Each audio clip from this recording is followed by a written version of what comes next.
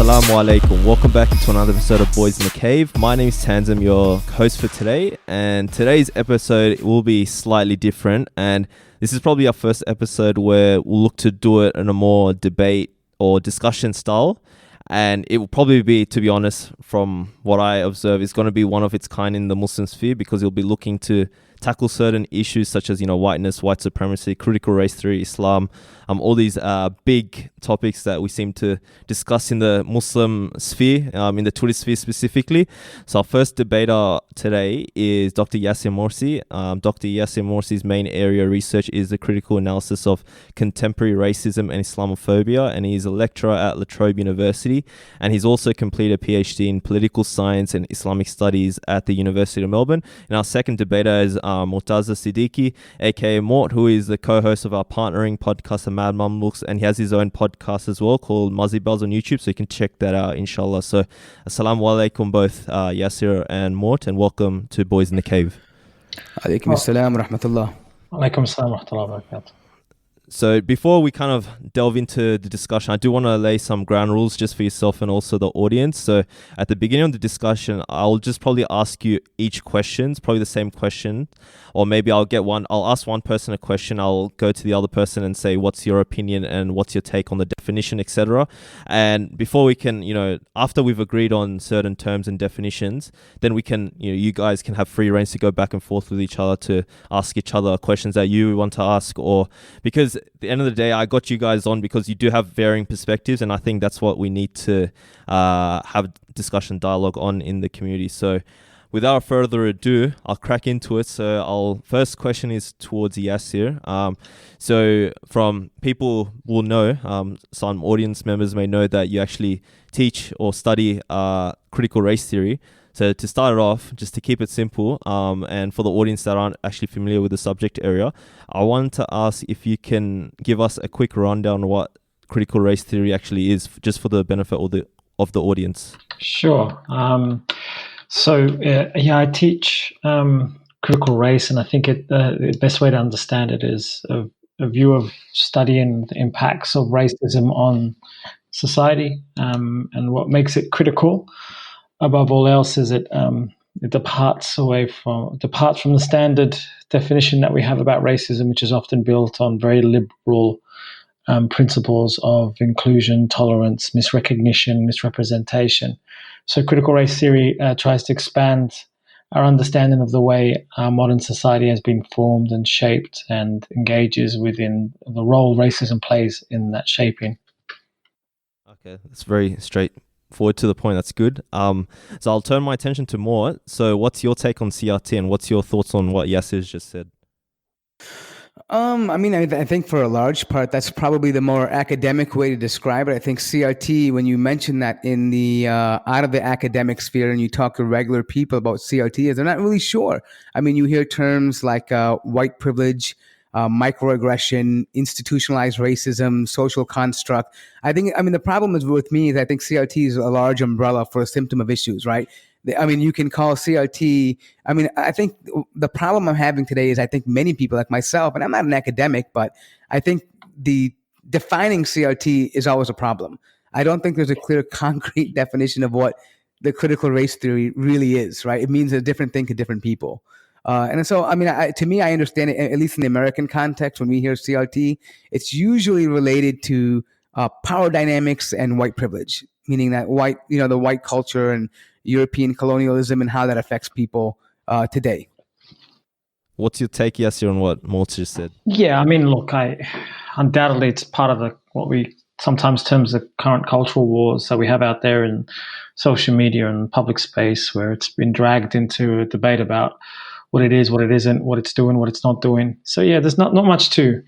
Mort's articulating his experience and what he's heard from it, and the level, the level of confusion that surrounds it, and how some certain terms are loaded, and other terms have been used, weaponized, instrumentalized. Yeah, so there's not much to agree or disagree with on that point. I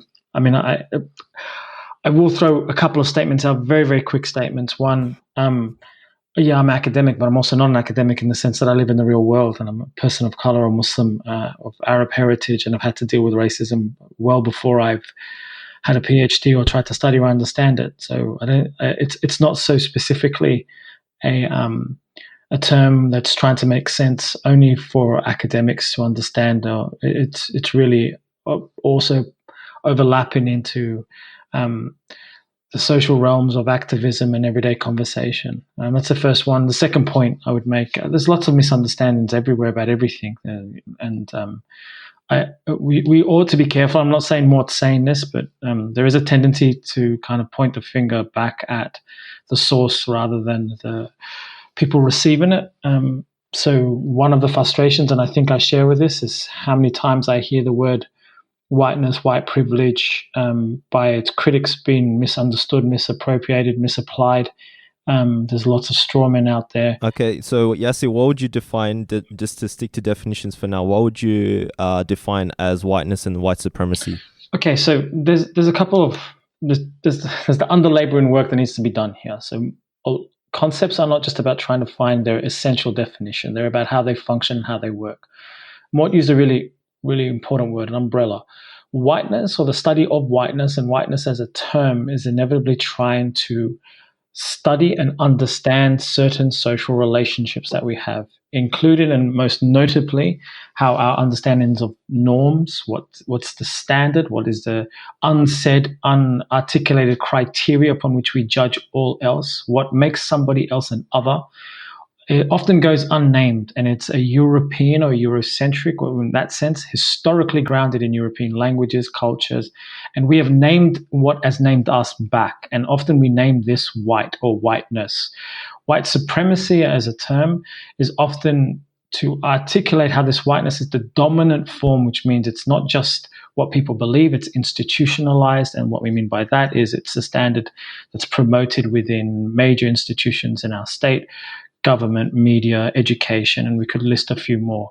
So both of these terms are, in a sense, trying to reflect and articulate, for the lack of a better term, a Eurocentrism that has blinded itself from its own racialization, and that race has often been defined by itself as white, and it is tied to colorism, it is tied to certain biological fantasies about the white man and so forth, but whiteness, first and foremost, is making sense how a European language and culture and society has given itself permission, entitled itself to be the standard for everybody else. Okay, before I'm going to ask more, I do want to ask, because you mentioned whiteness, so what would you term as white supremacy then? Because when people talk about white supremacy, automatically they think KKK. Is there a different definition? Is it like the same thing? Like, what's your take on like white supremacy as well? Because I want to get both definitions, and I want to ask more, like, what's his opinion on those terms. So yeah, Yasser, if you could explain like what supremacy is. Okay, as well. I thought I did, but I'll do it again. Sure. Okay, all good. Yeah, as I said, it's the. So is whiteness and white supremacy like this? Would you put it as the same thing? Because I thought you just explained whiteness. To the tail end of that, I was saying white supremacy is the institutionalizing of whiteness, so it remains dominant and remains the standard for everybody else. So it's the attempt to make this through various institutions the criteria upon which we measure everything else, every other, right? So, and of course, there's violence involved in that, and I'll save most of what I have to say to later. But as a definition, let's just say it's the institutionalizing of whiteness as the, and I use a capital THE here, the standard, the way of being, the finality of human political, moral, ethical, aesthetic design, the thing from which all else is measured. Okay, so what's your take on that more with whiteness, white supremacy, and everything that Yasser's just said? So white supremacy to me, and again, I'm speaking from a different context because I live in places in America like where there is a KKK, where there was a KKK, where there is things like this that we adopted when we grew up with these kind of things around us, right? I mean, we see these things. So for me, white supremacy basically is just saying that, hey, they don't want other non-white people to be around, and that white people should always be the majority. I mean, that white people should be in power. That is pretty much what white supremacy to me would essentially mean. The problem with it is the term whiteness is that in America specifically, and I can't comment on Australia. I know that there's an issue between the, how the Anglos and other non-original or Aboriginal people came to that country, and there's a whole history with that I'm not too well, aware of, but I know a little bit about it. But in America specifically, whiteness became an issue in the 19th and 20th century, where they wanted to decide who could be a citizen and who could not be a citizen, right? The term whiteness was actually changed many times around. In the beginning, Irish were not considered to be white. Italians were not considered to be white. Jews were not considered to be white. There was a specific definition for white people, which happened to be what we call the WASP, right? The white Anglo-Saxon Protestant. That was what was called white. Up until the 1890s and then all the way up until the 1970s, you would find these definitions of white and what is not white. Somebody, for example, in America, I forgot the writer, the first name, but the last name is Du Bois. He actually wrote a very interesting piece or a book about whiteness in America. James Baldwin is another one, and Theodore Allen. They talk about what it means to be white in America and what is whiteness. And so for us, the way I see it, white supremacy or white in America is an idea of culture, meaning they define it with their language, their borders, their culture, their shared, ethnic background, perhaps from geographic regions. So they would try to create that so that new people who were coming were at a disadvantage, meaning that, hey, if you're African American or if you're Jewish or if you are Italian or if you're Irish, you didn't have the same equal rights because you were lesser than the ones that were already here before. And I feel like in America that took place because America was a new place, it was a melting pot, and they needed to somehow find a base to preserve their identity. And in turn, obviously, there's economic and there's a lot of other power dynamics as well there too. But I think that definition, in summary, has changed over the years. What is defining as white? Even now in 2019, they're considering Latino who are white Latinos to be white people. Like, for example, non-Mexican origin, like maybe Cubans or Portuguese or Spaniards, right? For a long time, they were not considered to be white. So in America, that term white is pretty much, it's kind of loosely used, but it has a negative connotation, especially when it comes in terms of racism. Okay, I think, correct me if I'm wrong, I get where you're coming from. You're saying like there's confusion of whoever is categorized as white. So then we're using these terms. So who actually falls into the category of white? Would you say I'm kind of the... What's your take Absolutely. on... Well, I'll just give a small example. For example, going back to the early 1900s, there was an Indian man by the name of Bhagat Singh who basically petitioned that he was an Aryan white person and that he should have citizenship in America. And that was one of the few early cases that actually were challenging the Supreme Court about what it means to be white. So the definition of being white in America has always been kind of on the table, is what I'm trying to say. Okay, and what's your take on that, Yasser? Yeah, it's not much different from Australia or elsewhere. White is a relational term. It's not meant to capture something for all time or whatnot. It has a function, and that function, as mentioned partly by Mort, is to protect certain borders or imaginations or interests of a particular group of people that self-identify as white. And so at all times, there's a negotiation of who falls into white, who doesn't fall into white. Arabs were classified in the census as white in America. In Australia, now you may say Italians and Greeks are now honorary or European white because debates around Asians, Muslims, Arabs, Sudanese have come into it. What we can say is that often white, first and foremost, anchors itself as the opposite of black, opposite often of indigenous and native. And I think that's the same case in America. We could live another 400 years. I don't think black people are going to end up white in America. The debate around Latinas, Chicanas, and so forth is also complicated because there's colonialism between the Portuguese and the Spanish there as well. And so all we can conclude is that white is relational. And of course, powers to be will determine and dictate at certain points in history who belongs and who doesn't belong. It's not meant to say, let's find the essence of white and see if it remains the essence in all possible universes across all possible times. It's nonsensical. It's a socially constructed term that is mostly interested, as Mort has suggested, in maintaining a particular racial order for the interest of those people on top of those racial pyramids. And for me, I can say in the Australian context, white works in opposition to Indigenous Australian. And there will maybe come a time, maybe sometime in the future where, and I think it's already partly this, where certain Arabs will become honorary white, firstly white passing, then honorary white, and then white, and it will come at the expense of somebody else. And what I mean by that is that white always, and this is the one consistency it has, always needs its other to define its border.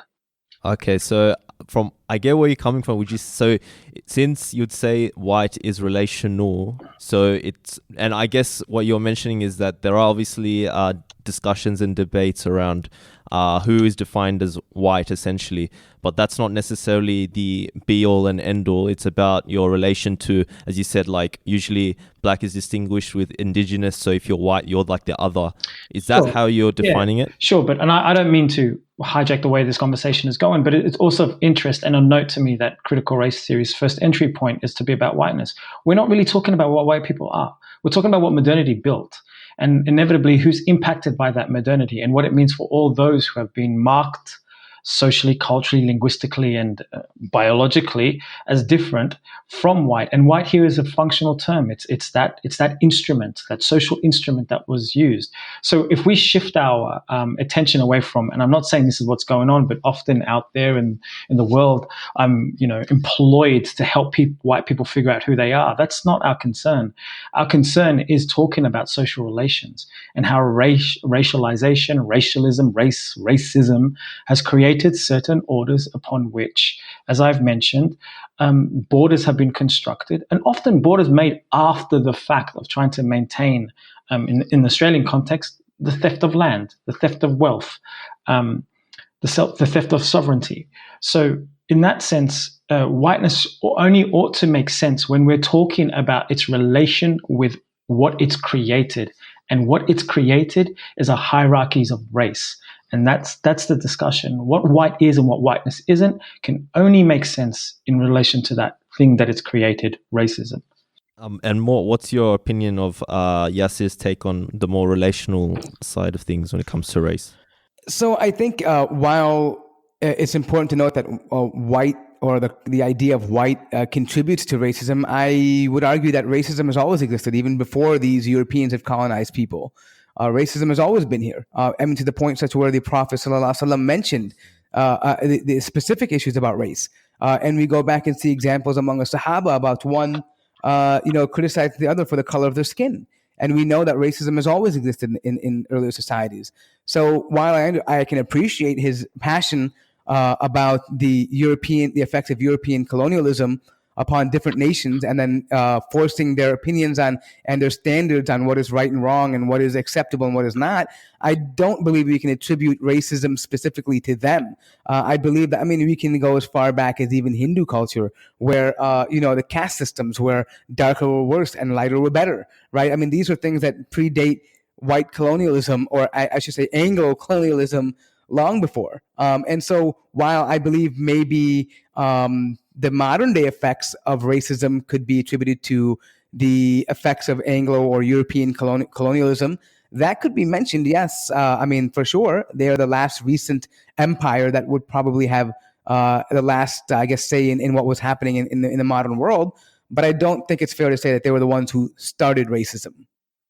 Would you say, Yassir, that your point is that the Europeans started racism, or because you mentioned before that your kind of role is to unpack modernity and whiteness plays a role in that. So what's your take on what I just said and what Mort articulated about racism always existing in history? There's a couple of things to say. Firstly, we have to make distinctions between racialism, race, and racism.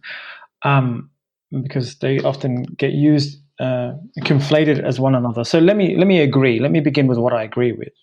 I don't know of anybody. I'm not sure. I haven't read every single text on this, but I don't know of anybody who has made any argument that discrimination based on what Mort is talking about, colorism or difference, it was only invented by Europe. I don't think anybody said that. So there's often a caricature that the critical race theorists or those who do this are kind of, to borrow Mort's word again, a little bit too passionate about pointing out Europe's crimes at the expense of being fair and well objective about everybody else's crimes. So let's clarify that. No one is saying at all that violence or discrimination or colorism, or for example, often critical race theorists will tell you anti-blackness precedes all of modern formations of racism, right? And maybe even anti-Semitism definitely precedes all modern formations of what we call racism. So the first thing is, I don't know who says that, but then there is a confusion about maybe the way we're articulating something. And let me try to clarify that confusion. First of all, pre-modern times, whatever you may call it, had all the ingredients of what we may call racism today, right? Power, violence, discrimination, borders, the whole lot. As you mentioned, what I'm interested in is not making a moral argument about what is right and what is wrong throughout history. As a political theorist, I'm interested in the current modern formation and how inevitably certain things happen today and why they happen today. And so when we talk about the system of racism, we are saying that it is crucial and essential to the building of modernity. And we can't understand modernity or the European project without understanding racism. Whether that translates to us saying only Europeans are bad people, I don't delve into that type of argument. I'm not at all interested. I think by human condition and what Allah subhanahu wa ta'ala has made us into, we can all be violent and discriminatory. But building a system on it in which success can often be determined by where you're born, what you look like, what lineage and heritage you have, and where you've been thrown into the lottery of modernity, whether it's first world or developing world. All of that cannot be divorced or not understood without understanding the formations of modernity. So a very quick comment here, because I don't want to overspeak on this point. Also, critical race theory or racism is typically responding. It's not just doing the anthropological exercise of trying to describe what's going on. It's also trying to debunk, all right, and demystify certain modern mythologies about Europe's advancement, its greatness, its achievement, and subsequently everybody else's inability to be like Europe. So if we look at and we take their story about why Asia, South America, or Africa is underdeveloped, often their justification for centuries was because, well, we're the wrong type of people. We have the wrong type of culture. We have the wrong type of genetics. And so often we're rebuking these mythologies that Europe set itself up to self-congratulate itself. So the idea, again, just as a summary, that we're saying they and they alone used racialism, I don't know where that's come from. I mean, I can understand there is a misinterpreting, but that's that's not the pillars of CRT. So the final aspect of this, one can only fully understand it when you take one of its many projects seriously, and one of its many projects is, or two of its many projects is, understanding the world that we've inherited and be debunking the racial myths that Europe has congratulated itself for. What's your take more on Yassir's viewpoint about racism? Okay, yeah. So let me first start off with agreeing with some of the things. First of all, I don't disagree with the fact that Europe somehow and Orientalism, how they've somehow painted themselves to be the saviors of humanity, and that somehow they had to civilize the non-European world, and somehow it was because of our inferior genetics and cultural aspects that somehow we were left behind in the world, and we needed them to come in and civilize us. I don't disagree with that narrative. Of course, we recognize that is what Orientalism is. Pretty much is just that they were the saviors of the world, and without Europe, the world would have been backward. But the problem, I think, is this, and this is where I feel like people get confused in regards to critical race theory. Now, while you have defined it that way, that maybe it's not a focus on necessarily white people or racism, because you're arguing that you're talking about active, racism, which doesn't necessarily have to be in terms of white or not. It's a matter of how it serves an interest today. But the problem is that when people read about critical race theory, right, they read things by Lee and Harris and McIntosh, and they'll say, you know what, white privilege is a central theme in that, right? They'll talk about what is the relationship, the contrast to non-white citizens versus white citizens and racial membership and things like this. So I can understand why somebody would automatically say, hey, you know what, they discuss things like, hey, well, white privilege does seem to be a major focus of these people who talk about CRT, the idea of white guilt and understanding and oftentimes enough, you'll find certain people saying, well, how should white people feel about this? How should they understand it? How should they, I've read sometimes, how should they apologize for certain things, right? And to me, I feel like there is a heavy focus on white privilege and racism in general. And I'm not saying that necessarily all of that is wrong in terms of what they're saying, but to say that it's not really a focus in CRT, I don't know if that's necessarily true. Maybe in the way you understand it or how you approach it, maybe I can agree with that you're more interested in power and how it's affected people today and where it's going today. And that, I mean, I don't have a problem with that at all. But to say that CRT doesn't really make a focus on race, I don't know. Not from what I've read. I could be wrong, but not. I didn't say it doesn't make a focus on race. I'm saying it attempts to decenter white people. So the argument that all we're doing is trying to figure out who white people are, I don't think that's the focus. You're right at one level. CRT is an umbrella term. There are various different projects that fall under it. The loosest definition that we can come up with is that it's inevitably a project that is attempting to make sense of the way racism works in modernity. But yeah, I don't dispute that whiteness or white privilege in the various different ways whiteness performs is a major part of its study. And I definitely wouldn't say race isn't a major part of critical race theory, but I will repeat and double up on the idea that it's not about centering who white people are. That would be a terrible form of anti-racism. It would be the exact opposite of its function for us to spend all our intellectual and emotional labor trying to make white people better or trying to make America great again or trying to make Australia live up to its own, throw a mirror in front of it. No, it's not. It's about the real lives of people of color, indigenous communities that are suffering from the gaps that racism created and trying to make sense of it because there are walls built up inevitably to try to mobilize and uplift these communities by themselves. I mean, we're not talking about intervening or so forth. So to repeat the point, I'm not saying it's not part of it, but I also resist this idea. I mean, if I were to throw a challenge at you, I'm like, why are you so focused on white people?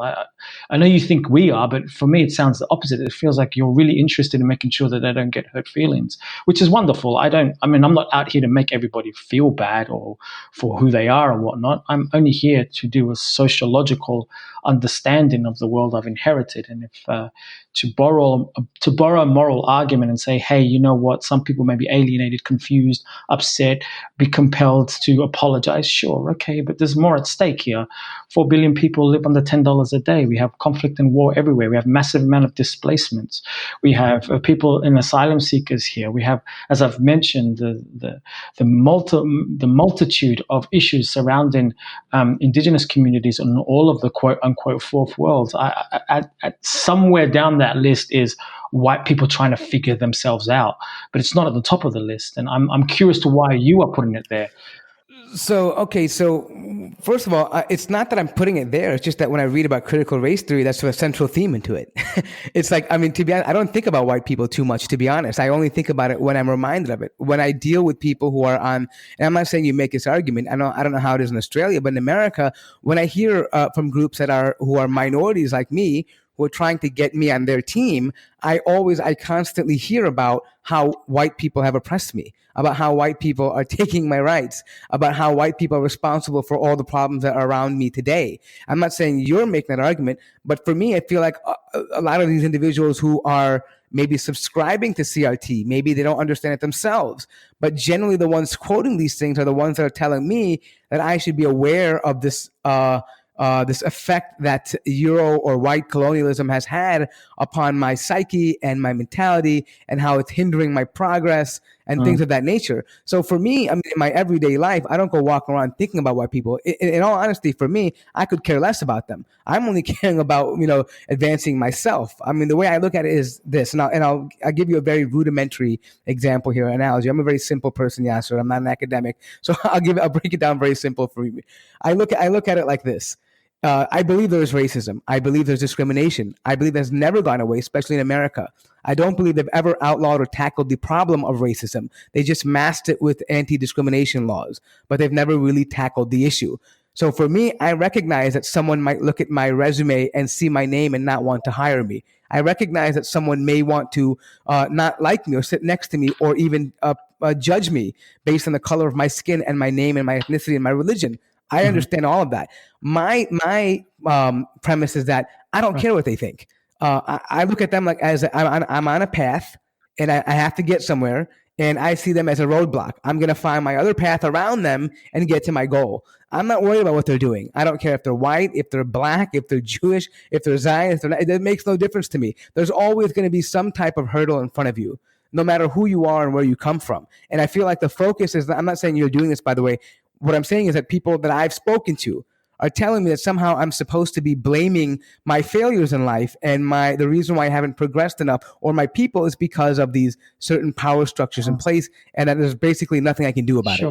So yeah, I appreciate that. And I'll begin with agreement in one way, and I think there's some disagreement later on. But the agreement is, sometimes I look at the public discourse on race and racism, and I feel that it's skewed or partial and whatnot, and various different people are at different levels of understanding and learning, and different people use it for different reasons.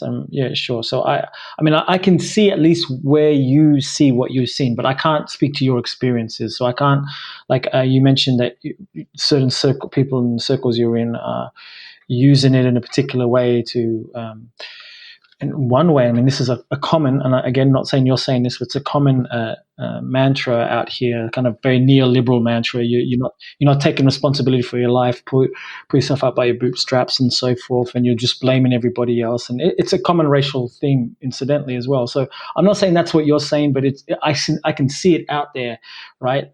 So I will agree with you. This is the part that I agree that at least in Australia, and from what I'm going to come back to the American-Australian relationship in a minute.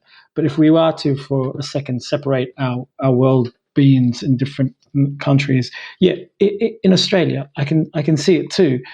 And to be blunt, the discussion about racism is trash. It's not very good.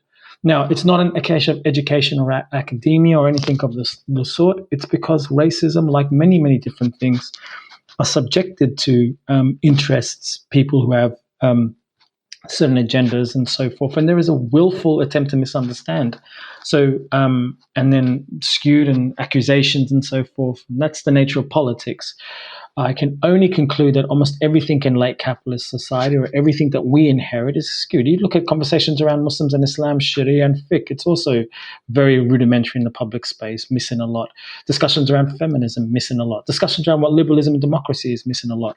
And I think it's partly racism per se, but also I do agree that when it comes to this conversation, it's not very good. Now, very quickly, on your issue of using racism as a way to not take responsibility, and this is me paraphrasing you. So I can appreciate exactly what you're doing. Yeah, absolutely. You know what?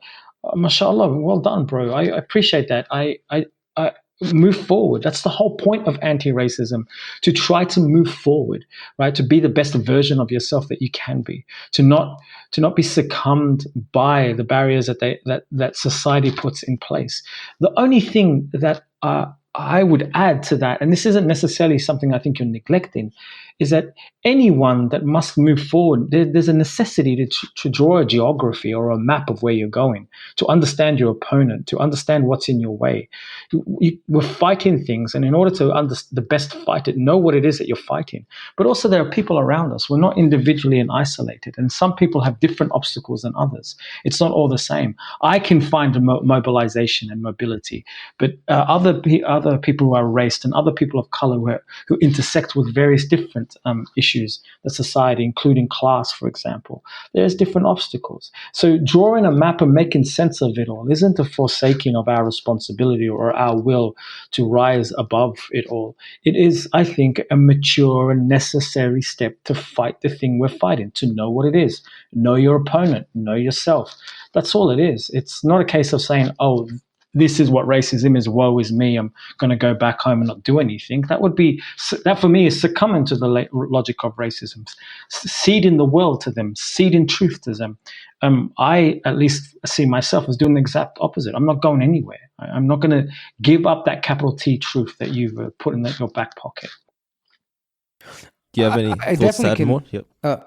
Yeah, no, I'm thinking I can understand where he's coming from, where he wants to feel like that in order for him to find out where he's going, he needs to first understand how his current environment was set up.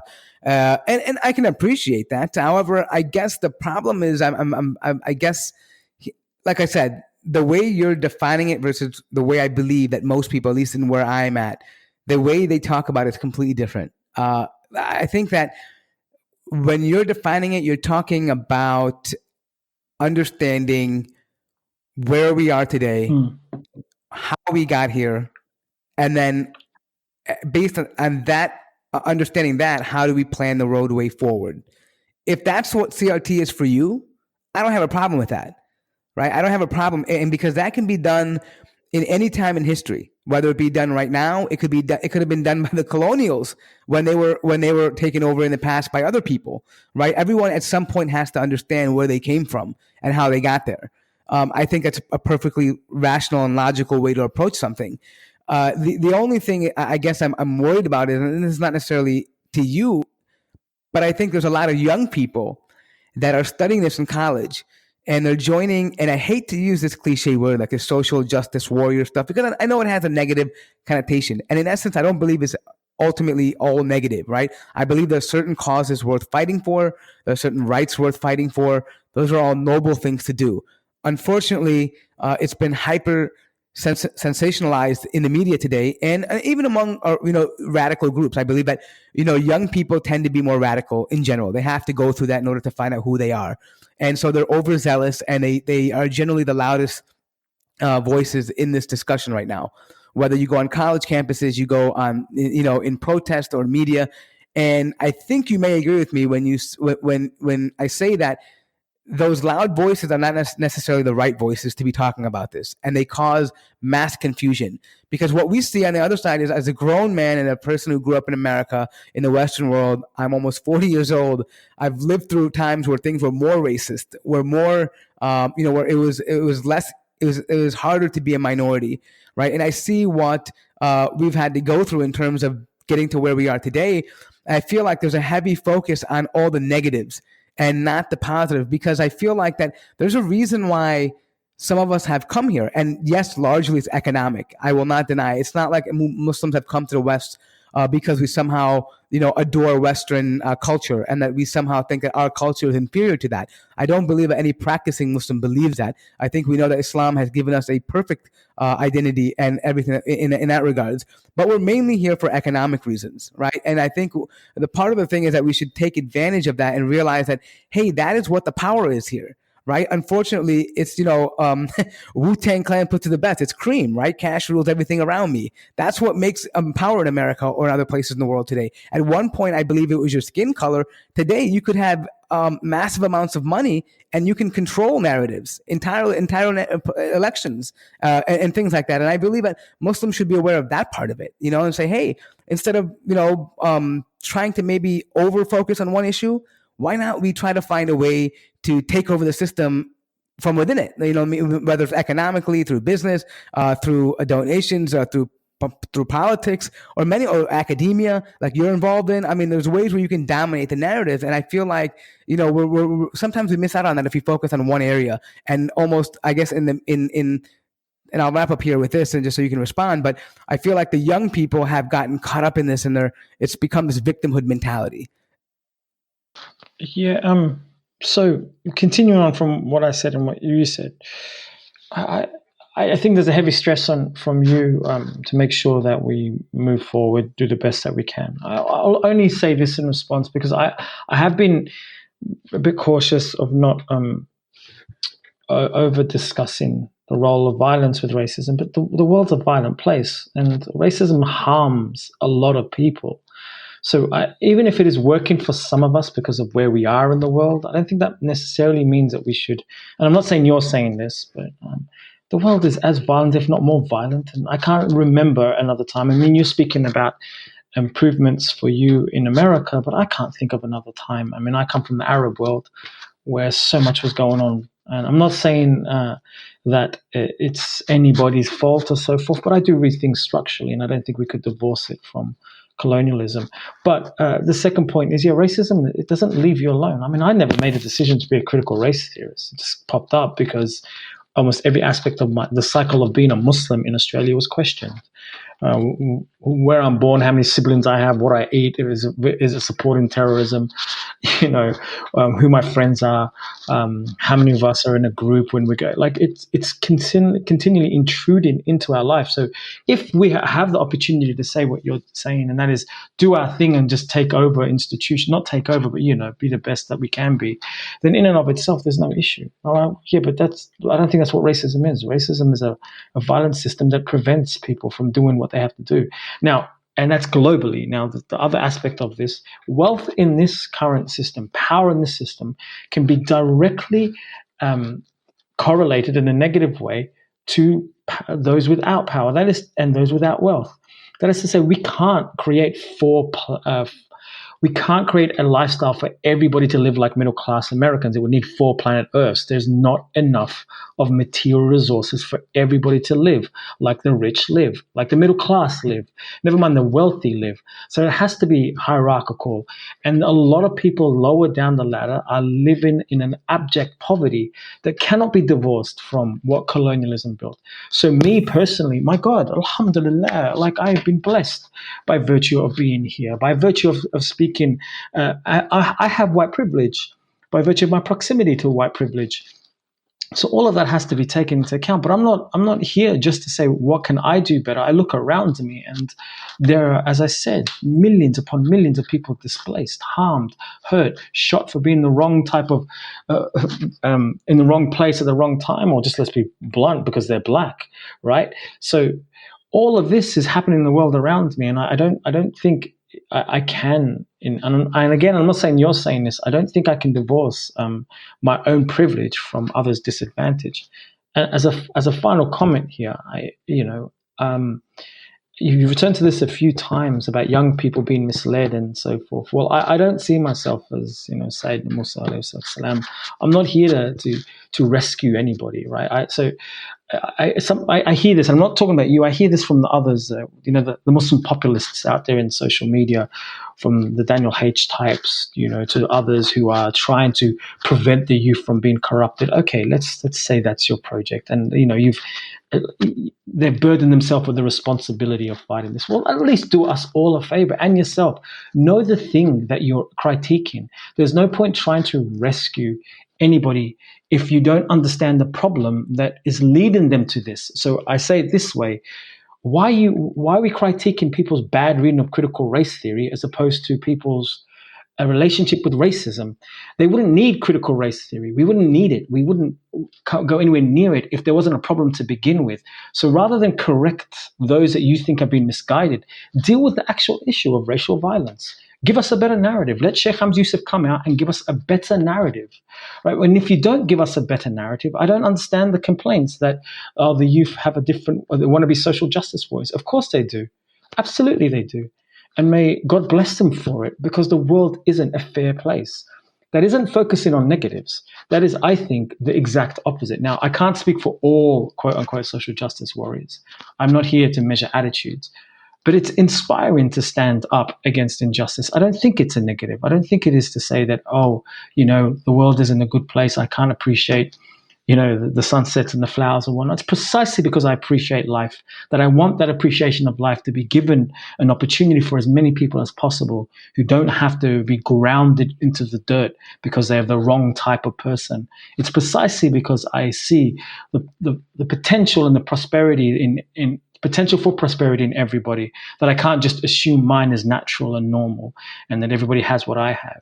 And I think that is a positive. So as for the youth being misguided, they're misguided by, I don't know, all sorts of things, bro. But I am somewhat encouraged by the fact that at least there's a lot of us out there, because of the way the world is, are trying to fight back, and I think that's a positive. I want to. Okay. I do like. You can ask. I'll let you guys ask each other the questions towards more of the end of the episode, because I feel that what we're missing is also combining CRT with Islam specifically as like deen, because we're kind of focusing on societal issues and all that, which is fine.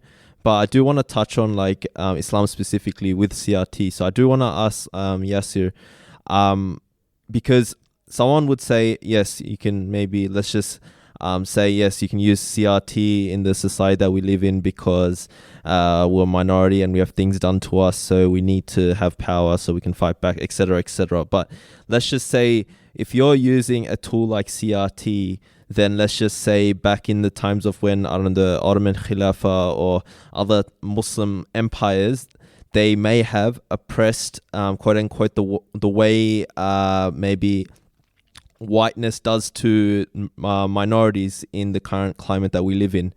And if you apply that in a Muslim empire, would be doing it to the minorities as well. So then in that context, CRT would be a straight contradiction. Would you say it is a straight contradiction, or would you say, oh, nah, like you can tailor towards that time? Or would you say that, no, it doesn't apply at that time, I'm only looking to analyze today's day and age? So what's your thoughts on that? Because I do want to focus on blending CRT with Islam, because we haven't really touched on that.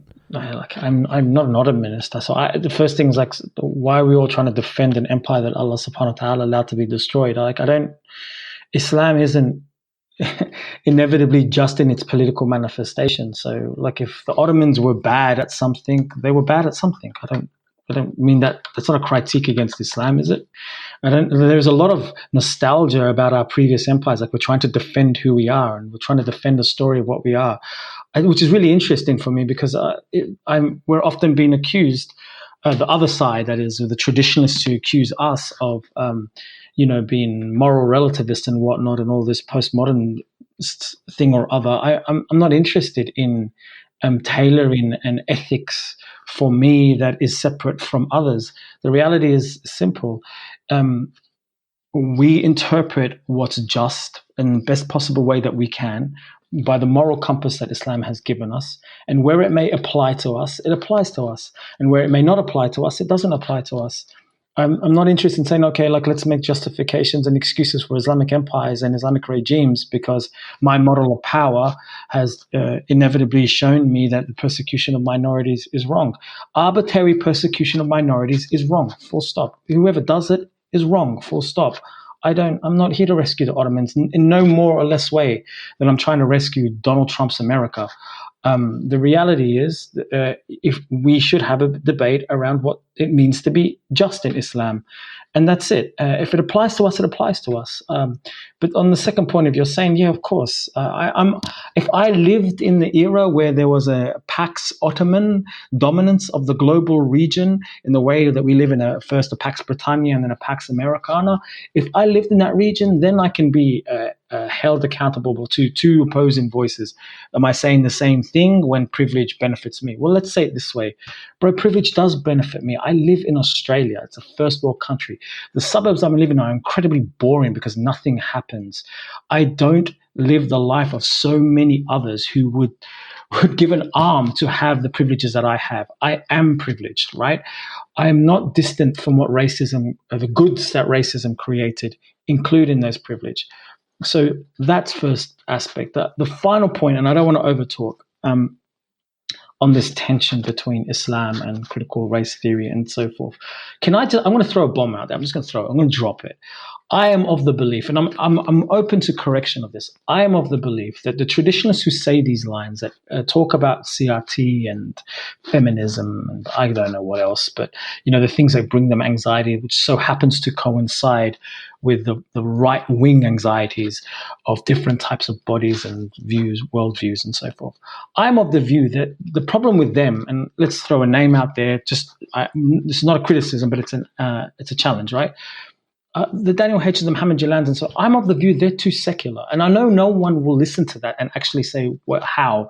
Because I'm the one being accused of being secular by dealing with the tools of CRT. I don't see knowledge divided into these categories of Islam versus not Islam. Yes, there's fiqh. Yes. Okay. So I'm not trying to replace fiqh with CRT. But if I am using a tool to make sense of a thing created by that tool, right? So I'm using the West to make sense of the West. I don't understand where and how that inevitably becomes a paradigm in and of itself that should be deemed a type of religion that is in contest with Islam. I've never made that link, and I've never heard an argument, a proper argument, that's made that link. I've only heard people say that Islam is complete. Islam has its own ways. Islam has its own values. We don't need this. No one's ever made the argument you need CRT. No one. What we've made, the argument that's been made is that we need to understand racism, not that we need CRT. So let the ulama come and explain racism to us and then emerge it in ways that is satisfying to the Muslim community that listens. But up until that point, I don't understand the anxiety inevitably where we're trying to continually pit one type of knowledge against another type of knowledge. For me, it's clear the world belongs to Muslims, right? The dunya and all of it is a creation of Allah subhanahu wa ta'ala, to the way the plant grows, to the way society orders itself. And as a Muslim in that world, there has never been a stipulation born for me to only study my own text and book. Knowledge belongs to Allah. And now that's very different because I want to be cautious here. For me, replacing the moral axioms or the moral justifications for doing these things, that belongs to Islam. But CRT is not telling me, believe in multiple gods or, believe in a type of equality that's contradictory to Islam. It's telling me understand injustice. And for us to say how much of that is Islam, not Islam, well, let that be open to the conversation because I've yet to... I want to get Mort's opinion on what Yasir said. Dropped a lot of names, so it'd be good to get your thoughts as well. Yeah, so to be honest, I know I don't like to get involved with name dropping. I don't know the entire beef that's happening between people. I'm one of those guys that kind of just take a passive role on that. I don't really get involved in the name, the beef that's happening between people. But I will say this. I'll comment on a couple things. I don't have a problem with someone taking ideas of that are, I guess you could say, not used in the traditional Islamic sense, and corroborating that with Islamic principles. That's perfectly fine. We do that all the time. For example, I'm a staunch capitalist. I believe that Islam encourages capitalism. So I believe that in that way that Islam would be pretty much, as an engine for an economy, it would be capitalism, and that it would be more like a Nordic model where you would have a heavy capitalist engine for an economy and a large social welfare network. I don't see a problem with somebody saying it, relating those terms to a modern Islamic state or previous Islamic state or form of economy or governance. I don't have a problem with that. I think the problem is that when you fully embrace and say Muslims should be X, Y, and Z, we should be a part of Black Lives Matter. We should be part of, the climate change movement. We should be part of CRT organizations or people advocating for that. We have to understand what that embodies. Again, like I said, that term and these definitions differ from people to people. And the reason why I say that is because time and time again, these things can come back and bite us in our rear end. And what do I mean by that? Well, if we embrace this idea of equality for everyone and that everyone has the same thing, and everything is acceptable. And I'm not talking just about racism. I'm going a little bit beyond this now. We're talking about, for example, the right to love, the pro-choice, the right over my body. These kinds of things that are kind of correlated, right? This idea of power dynamics: who has control over the women, who has control over the men, over who can love who, and that kind of thing, right? It becomes a very different understanding when you look at traditional Islamic literature. And what do I mean? For example, understand this for a moment. I believe that in principle, in theory, the intention behind the people like McIntosh and people like this, and Lee and Harris, who just talked about white privilege and CRT, their underlying intentions were good, to try to understand how racism has affected people. But I feel like those definitions they've used and how they've described it, if we were to believe it totally and accept it as an absolute definition and truth, it would be problematic later on for us as Muslims, especially when we look at the Quran. And I'll give you a small example. Okay, if there's a verse in Surah At-Tawbah, and I'm not going to read the whole thing, but it says in the end, it says وَيُعْتِ الْجِزْيَةَ عَنْ يَدٍ وَهُمْ صَاغِرُونَ, and it says and take the jizya until they are humbled. It uses that word. A critical race theorist today who would see that and say, wait a minute, your Quran wants you to humble people after you fought them, right? Regardless of whether they've instigated that fight or not, regardless of all of that, the idea is that they want you're instructed to humble them by making them pay you the tax of jizya. Now for me as a Muslim, I don't have a problem with that.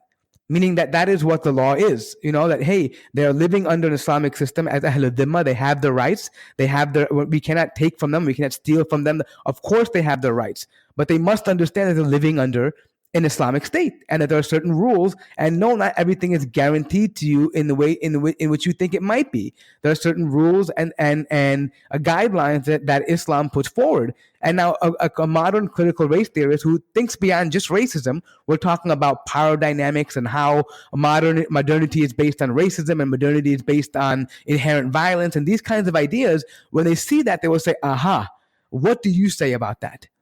Do you reject this or do you accept it? And if you reject it, then, okay, you can be part of our group. And if you don't, then you're part of the problem. And so these kinds of problems that we're going to see as they progress later on. And I'm not saying you're arguing for this. I don't know what you believe particularly on this issue, but I'm saying there are young minds out there who are troubled with this. And I'm not trying to be a savior of youth. I'm just trying to convey my experience growing up, what I went through as an American youth, the challenges I had, just so I can pass that on. So hopefully somebody might find some benefit in that, because it's troubling. It's getting worse. Today, and I'll wrap up with this, we have Muslim muhajjaba that are standing in front of people embracing LGBTQ stuff and normalizing the behavior in the name of liberalism, in the name of equality, in the name of standing up for justice. And for me, I feel like that's such a huge problem. It's not like the end of the world for me, but I feel like it's leading to identity issues as a Muslim later on in life, because what happens is when that objective is accomplished, they're going to come back to the Muslim and say, well, the Quran has some very anti-LGBTQ things in it, as an example. Do you condemn these things? Will you remove this stuff from there? And if you say, well, no, this is part of my religion, they will say, aha, well, she was a muhajjaba, she's a Muslim, and she was embracing it. So you must be a radical. You must be somebody that is not, mainstream, because she's obviously a normal Muslim. So we must brand you as a radical, and we must now, take the appropriate actions against you kind of people. And that's what I fear is going to happen if you embrace ideas that are not necessarily completely in line. I have no problem with what Yasser is saying. If you want to embrace the good principles from what is within CRT, absolutely. We already have that within Islam. It's equality. We have that, right? We can embrace that aspect of it. Whether you want to call it CRT, call it race relations, call it humanism, call it whatever you want to call it, it stems from Islam. It doesn't stem from anybody else. And that's my main premise. I'm a little... There's a lot to say, so I'll try to summarize some key points. I think there's been a lot of anxieties out there that if you belong to one thing, then there is a kind of like a hidden contract in your relationship with, let's say, critical race theory or other social movements, that inevitably means that sooner or later, if you participate in this, then you'll have to participate in that, and then that's, we'll have to look 2 steps ahead of. I don't share that anxiety because I don't think, I don't know. I mean, I don't know what experience you're speaking to, but I actually don't know what you're saying, because most people who are sharpening themselves to understand the way power works are more likely to understand how power works than those who think it's as simple as saying, I signed the dotted line here, therefore for the rest of my social activism I have to follow you. There are various different tools and concepts and languages and literature and examples upon which we try to break down relationships in various different ways. Yes, I will follow you up until this line, but if you transgress that line, then you are performing the very thing that I'm opposed to, and that is denying me my right to self-determine. For instance, you speak like almost always from America, at least on social media, and I don't know. There's this tie-in with critical race theory to progressive liberalism, and I'm like really confused by that, because I don't know where that's coming from, because the literature I read, that's not true. But again, it's an umbrella term, and there may be various different aspects of reality that you're experiencing that I don't see. For there's an idea that I as somebody who does critical race theory, as a Muslim who does this, therefore I have to be a liberal progressive and believe in all things that liberal progressivism believes in. Otherwise, they will shut the door on me and say, well, you must be a radical, which is interesting that you use that word, because my very book is about the compulsion to be a moderate as a function of racism, that we must erase and mediate our Islam from all the illiberal aspects, because if we don't, we therefore legitimize and supposed punishment against us, racial punishment against us. I'm fighting for the right to be radical. I'm fighting for the right to be different. I'm fighting for the right to be an Islamist or a traditionalist. I'm fighting for the right for us to create our own discursive horizon upon which our language makes sense. So to go back to sort of the Tawbah and what you're talking about, I'm fighting for the right for that for that axiom to only make sense because the Islamicate horizon around it gives it sense. The very fact that one random person is going to come and point a finger at me and say, what do you say about that? I'm going to snap his finger off or her finger off, because that's precisely the racial logic of the violence, that I should be measured from head to toe about my morality and values. So when you speak about critical race theorists or others as these passive liberals who have kind of been pushed into and will ultimately accept, it's not a reality of at least how I articulate it, express it, or the shoulder-to-shoulder sisters and brothers that I'm performing this activism with. We're a lot stronger than that. In fact, if I may say this, and please don't take this as a criticism, it also is strange to me that you can say capitalism, because capitalism is part of the liberal project, and I don't understand the distinction that you can make without tie in liberalism to capitalism. But when you talk about certain aspects of us being accepted only when power determines, hey, we need you to look like us, sound like us, agree like us, believe like us. Well, I'll put it to you. They don't care as long as you're paying your taxes and doing your labor, which is to say, as long as you're a good capitalist, right? So I'm a bigger threat in that way. And those who are standing, as you said, the sister who stands there in promotion with LGBT, for me, okay, you can say what you want on a moral argument about, well, this is not part of the deen, or et cetera, but my God, an interest-based, violent economic system could easily be argued as not part of the deen. And then all of this, what I'm trying to say, and this is not an accusation, what I'm trying to say, we are persistently and continually and constantly measured for what part of us is acceptable and what part of us isn't acceptable. It's not just LGBT, it's also the cozy relationship we have with capitalism. I wanted to ask Yasir, you mentioned a while before, we're tying liberalism. Oh, sorry. Do you have something to say more? Yeah, I kind of just wanted to do a couple of follow-ups. I feel like there was some things that were said that I need to clarify it. Well, the first of all thing is that it's not that, I think you misunderstood a few things. It's not that any particular group is saying, hey, Mr. Yasir, you have to follow me because you subscribe to this. That's not what I'm saying. I'm saying that you can, when you align with certain groups, and keep in mind, these are not people who are academics. We're talking about laymen. They align with groups for mutual interest because they believe in justice, or they believe in equality, or they believe in power, making things right. They begin to adopt principles that are, and the idea is that it's not that they think, it's not that that these people are forcing you to accept these principles. It becomes part of your understanding as you move within these groups and these movements. I'm not saying that somehow Muslims are weak and that we're just going to be brainwashed and all these people who are subscribing to this are stupid, low IQ people. It's not that.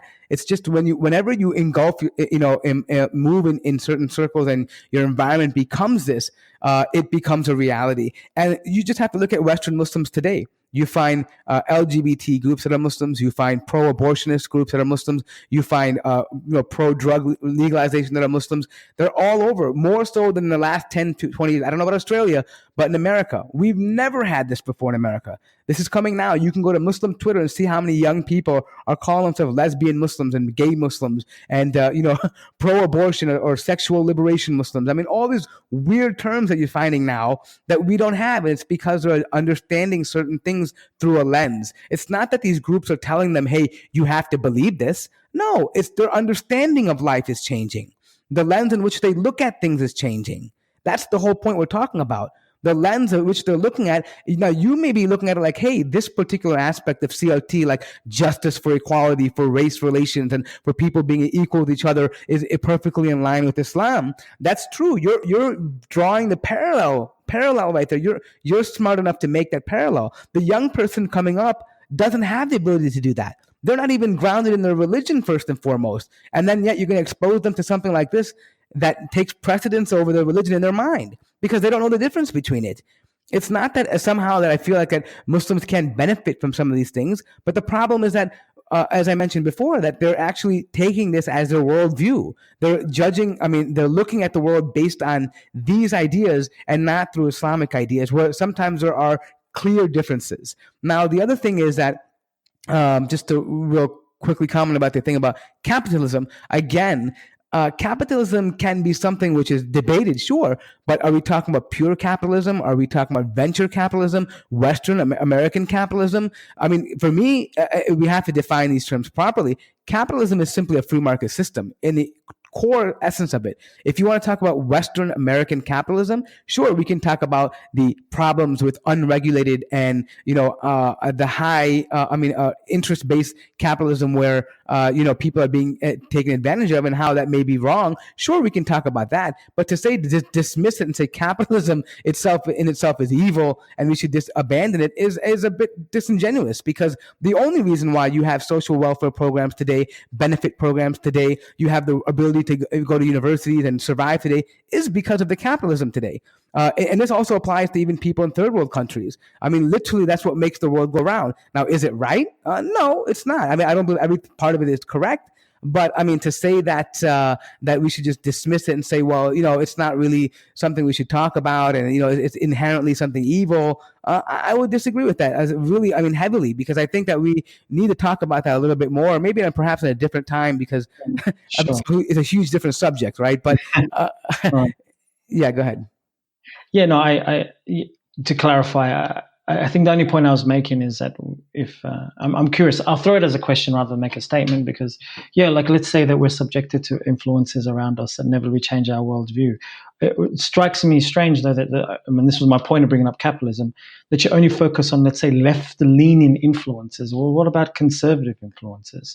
What about the idea that you can be neutral with a capitalist economy, right? Because we can distill it to all of its core principles, and you can do the same for anything. But the reality is that capitalism has produced all sorts of violence, and there's no point talking about one end of what it's produced, social welfare, which is here or there, but also massive amount of waste, massive environmental degradation. Now, I don't want to get into it. You're absolutely right. I agree. I mean, before you go on a long tangent, sure, I agree. I believe we can criticize capitalism, and I believe we can criticize that to a degree. I mean, for all the problems it's caused, just like we can criticize socialism and communism, and we can criticize anything else. Right. It's not above criticism. Of course not. Yeah, and absolutely. So my only point was we're under continual social pressures to conform to things. It's not just LGBT issues. It's also working for investment banks built on riba. It doesn't. And my only argument here is there seems to be an anxiety associated with, let's say, leftist pressures to, let's say, replicate, imitate the kuffar, for lack of a better phrase, right? But my whole point is this is an entire system. It functions everywhere. We're pressured to imitate them in all aspects because that's the nature upon which we have to function in this system.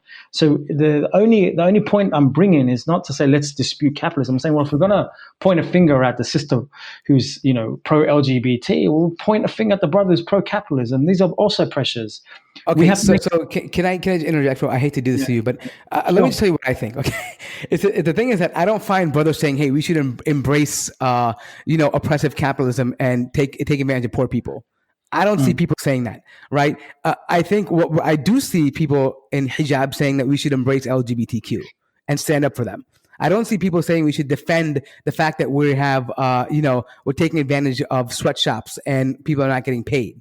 I don't see people making that argument. If there are people making that argument, then I will stand up and condemn them and say that is absolutely wrong as well. You cannot call people to oppress other people and say it's a good thing. It's a morally upright thing to say. And I'll say one thing with this. This is how I understand it. Now, I believe that we're both in a lot of ways saying we can't speak for people. We can only speak for ourselves. So I will speak for myself when I say that the reason why I view the left as dangerous is because I believe the left, and when I say left, I mean extreme left. I mean, I'm not talking about just leftist center. There are very good things about left center people, progressivism that has benefited many people. I'm talking about the extreme left, and I'm assuming you're talking about the extreme right because we're talking about extremities here, right? There are people center left and center right that we can all get along with and that we see mutual benefit in. So when I say this about extremities, I believe that the extreme left will be a harm for my akhirah, and the extreme right will be a harm for me in this dunya. And what I mean by that is that the extreme left will strip away your religion piece by piece. They want to redefine what it means to be your identity. They want to put you into different, totally restructure what it means to believe in these different ideas of God, of culture, of sex, of race, of religion, of gender. They want to break these things down and redefine them. I almost equate a lot of them to be nihilist. Right, to be in a lot of ways, I feel like there's no purpose here for us to be here, and I mean the extreme leftists, not the extreme and the middle ones. And with the extreme right, when I mean they're going to take away, harm me in this dunya, is they will probably oppress me. They will probably take my rights, incarcerate me, physically harm me, make my life very difficult here. I agree with that. I mean, there's no doubt in that. They want to physically harm me and make my life difficult. And even though my society and my people and my religion, sure. But I believe that the effects of the extreme left is far more dangerous for me if I'm comparing things in terms of akhirah versus dunya. Right. Well, my only response to that is let's use your caricatures, which I'm not, there's not about agreement or disagreement.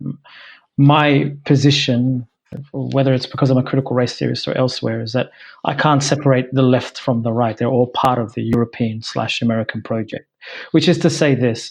Let's say it's true, your caricature that the extreme left are going to take away your hereafter by reinventing your identity and confusing you in some type of existential spell that we no longer know what we are. That can only happen after the fact that the extreme right, or it's not even extreme, but only happen after the right have destroyed the material capacity to defend yourself, right? Removed leadership that is self-determined, taken away your resources and right to self-govern. The only way identity can be people are not going to be weak for the sake of being weak.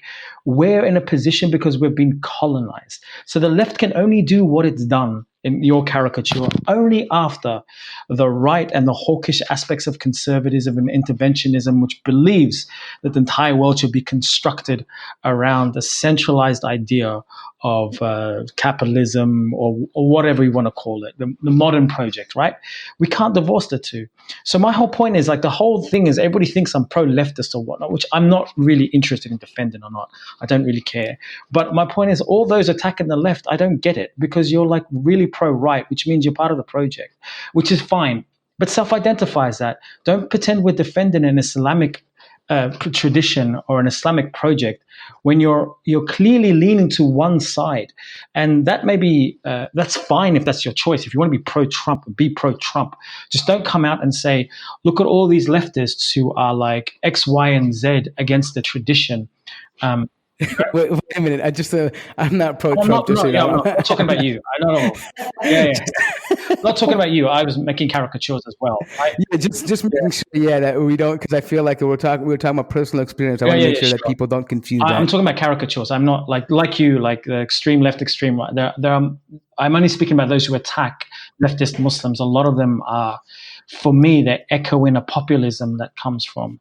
Like there's not enough time to get into it, but. Sometimes I think they're trying to make America great again. I don't understand what their project is. I don't understand who they're speaking for, and so. Well, we know what that means. It means making America white again. That's what it means, essentially, right? I mean, So let me just say this one thing to you. So, I think the problem is also this, like, and I will say about myself. Right? People always say, "Oh, this is an alt Muslim. He's an alt bro. He's a right winger." And in some ways, I am. In some ways, I'm left. And I will say, I am morally conservative, or right, as you would say, and I'm fiscally liberal. I believe that, and I believe that Muslims are generally that way, meaning that morally we are against homosexuality, we're against drug use, we're against unwarranted abortions, we're pro family. I mean, those kind of things. And fiscally, we are very liberal. We want to take care of people. We believe in helping and assisting mankind and humanity. So I believe that conservatively as a society, and I feel like here's the problem. This is specific to our geographic areas. What may be the right in America is something completely different in Australia or in Canada. And what will be liberal in Canada will be something completely different than in America, right? Mm-hmm. So in speaking in American terms, for me, as a moral conservatist, I believe I'm morally more conservative, right? And in Canada or maybe in Australia, it maybe makes sense to be a liberal, on moral issues, right? Based on what the society is. All I'm saying is that all of my positions that I believe I try to have this is that they're somehow rooted within Islam. And whether they are shared with different parties and whether they're left or right or conservative or Trump, anti-Trump or Obama, it doesn't matter to me. I'm voting or understand things based on my interests, which is as a Muslim and with that lens on. Yep, sure. If that makes sense. What if I was to ask you, what about a global obligation? So again, globalism is very tough here now, right? Because unfortunately, we don't have a centralized authority. We don't have a central government. We don't have a central body. I mean, just go look at the Arab world today, right? Do you think any Arab country cares about the next one? I mean, do we really have? I mean, I get what you're trying to say. It's a very noble cause, but do you think that Muslims really are capable of having some unified body that will be responsible for advocating against the injustice against Muslims or creating equality? I don't see that as a reality to me. Right. I mean, I'm not saying whether we, but I'm asking you whether we ought to have a global consciousness about or more consciousness. So I think yes. In general, yes, but I think first it has to be firstly in your own locality first. Then at that point, once you've solidified your position and have that first, then you can move outwise. Otherwise, you're going to be attacked from behind. You can't go forward when you're being pulled from the back. Sure. My concern here is precisely your concern earlier on. I think the more we focus on our lives here, the more likely that we are to be swept away by its own logic. And I only say this because we can have a mixture of left and right principles, but ultimately, I think materially, globally, you and I, by virtue of living in developed countries, take a lot from developing countries, whether we realize it or not. And so part of that is an obligation that I have once I know that. I mean, you said before, you've never heard of somebody say, let's justify sweatshops or let's exploit the poor. Well, that's precisely the insidious nature of this system. You don't have to say it. It doesn't have to be said out loud. You're going to benefit from it without even thinking about it, right? And so our obligation is to think about it at least. And that's what I mean by being global. So what do you suggest then? I mean, I'm saying that, so let's say there's a problem there, right? So what is the solution here for you? Well, one is not to defend and wax lyrical about American or Western projects. Make visible its violence. Okay. That's partly project, like make visible what it does. Find out where your shoes were sewn together. For instance, the footballs that were kicked around in the World Cup were made by young Pakistani kids for 10 cents a day.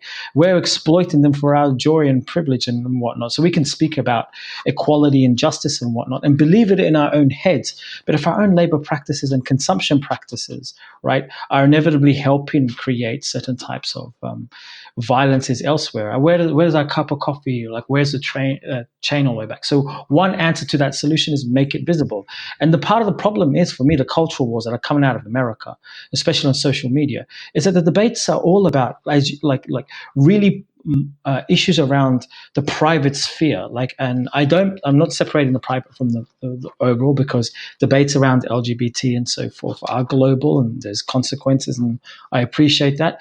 But we're debating about, often who this person is, what they believe in, where they come from, and that can only happen after, the privilege of living in the first world. And so the big part of what critical race theory, quote unquote, or decolonial studies, quote unquote, does is try to link you and me and our life here to what's happening over there.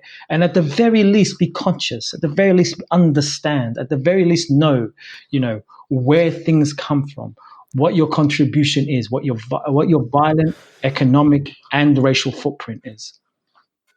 Okay, so Yasha, let me ask you a question. Do you think that people today don't know that there are just cheap labor in the world? Like, do you think that people are not aware of that fact, that their coffee or their soccer balls or their clothes or hats are made in sweatshops? But yet they're still defending capitalism. Right. So that's what I'm trying to ask you. So what is so now the awareness part is already there. We know that, right? There's been numerous campaigns. I don't think there's a single soul in the Western world that doesn't realize that their cheap goods they get that are imported are being made in a sweatshop. Right. So my point is now, so what is the solution? We've already tackled awareness. So now they're aware. They don't care now. Right. I mean, they're telling you they don't care.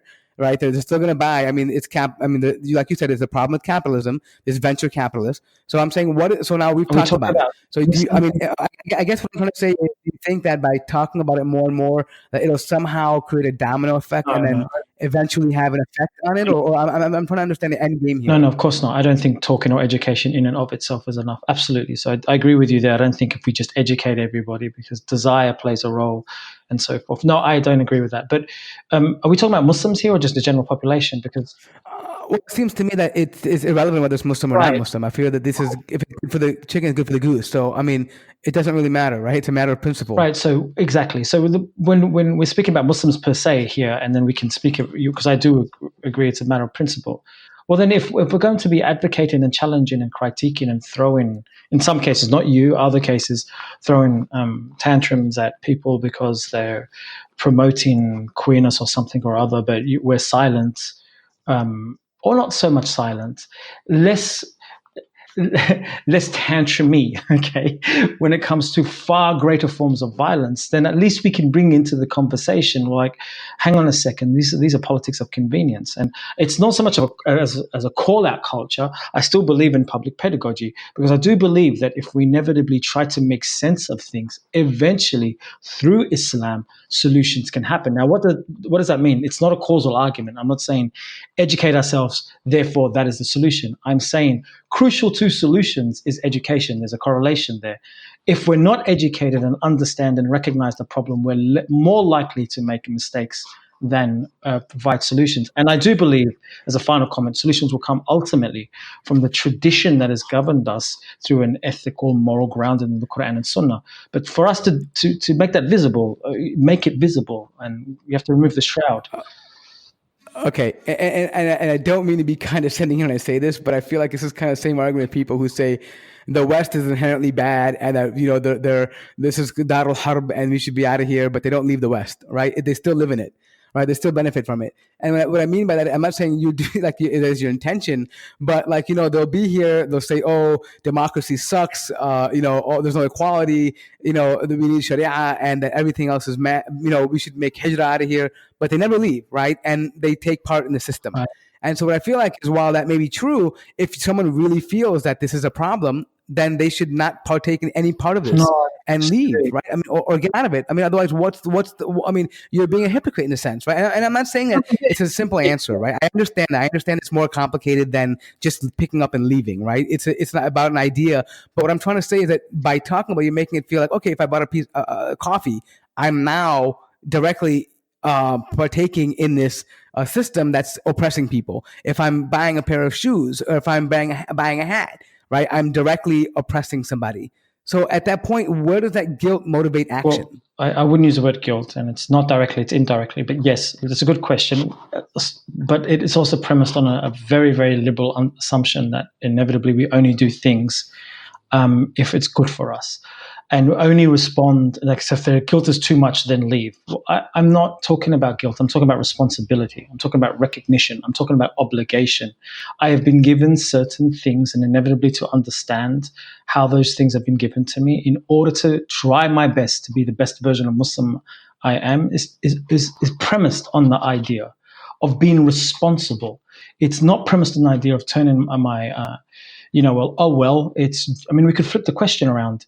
Well, if all I'm doing here is oppressing, I might as well not think about it. Well, I don't believe that's morally a moral obligation on us. I think the opposite is. Now, it's not about I feel the West is bad or not bad. The whole thing is structured in a particular way. I'm not. I mean, I know you're not saying this, but I got this line my whole life: if you don't like it here, leave. And the response to that line over and over again is that it's not about liking, it's not about disliking, it's not about it's not even about me. It's about the responsibilities that we have vis-a-vis our relationship to privilege and power, making sense of it. So if I can give back, I can give back. If I can't, I can't. But at least be conscious of it. Right? I mean, I can understand that, and I understand that part of it. But I'm kind of thinking about through this in emotion, because I like to try to take people's words and try to apply them and see how they work. So I'm saying let's paint a world where Yasser's. I'm taking your words and I'm applying it. So let's say, you know what, I want to be a man of principle and I want to endorse this and say, you know what, we're not going to partake in. I'm not going to buy anything from sweatshops anymore. Because you know what, this is inherently supporting the oppression of people, and I don't want to be responsible for that. I want my goods to be from a totally halal source, and that I'm not going to oppress anybody. So let's say we create this massive campaign and we shut down these Nike sweatshops. Right now, Nike is no longer making shoes in Malaysia and Indonesia or Pakistan or Bangladesh, wherever they make it. Now, what essentially happens to those individuals? I mean, I guess what I'm trying to see, I'm not saying it's a negative thing. I'm saying that I'm just trying to understand. Now, people who made, whether it be $2 a day or 50 cents a day, that had some kind of income, what happens to them? Do they now not have an income now? Do we create some kind of replacement for their income, or do we just raise the wages now that we pay them and then pay more? I mean, pay more for the goods. Like, what do we do here? I'm just trying to work through a practical example of how we would take this information and apply it as in terms of being a real social justice warrior, like actual taking action, right? So right. How do you imagine a scenario like this? Okay, so there's two answers to that. The first one is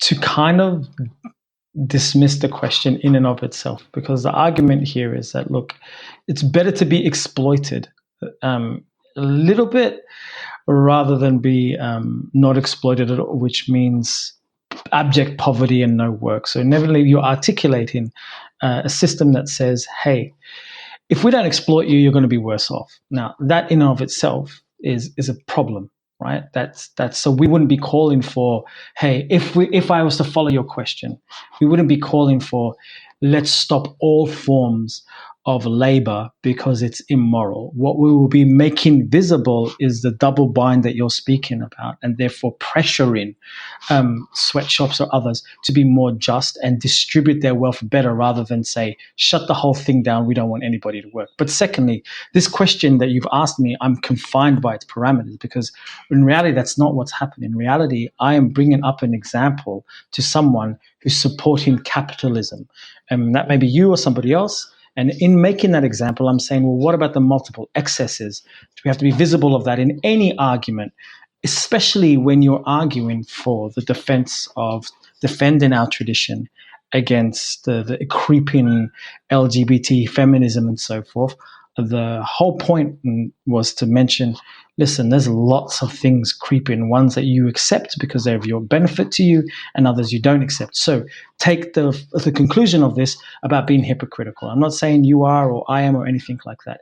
If you're willing to live here under the liberal social contract and accept equal wage rights or equal access to the welfare and whatnot, but suddenly when it comes to that social secular contract, you're like, the contract where we say the state cannot dictate my personal life, my personal identity, cannot dictate what I believe, is only applicable for me, but for others, they're not entitled. That's hypocrisy. It's you, not others, who should then leave.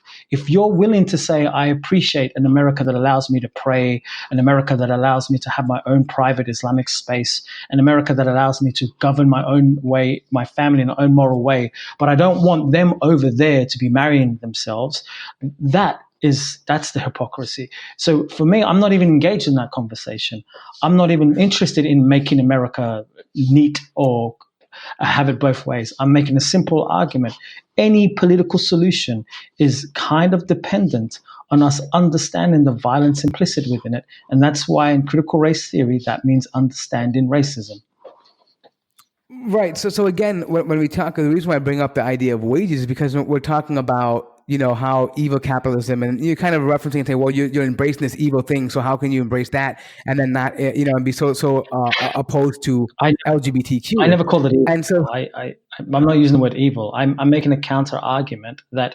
Right. So, but you're saying inherently it's bad. Let's call it un-Islamic. Like in the same way you're calling LGBT un-Islamic. I'm just saying. So if it's un-Islamic, it's bad. I mean, we're playing semantics, right? Un-Islamic, evil. I mean, whatever. It's all bad, right? I mean, however you want to frame it, but it's un-Islamic. Fine, sure. You can use that term, but un-Islamic means something that's not acceptable, right. Which means a sin at the end of the day, right? So bad, evil, un-Islamic, same thing.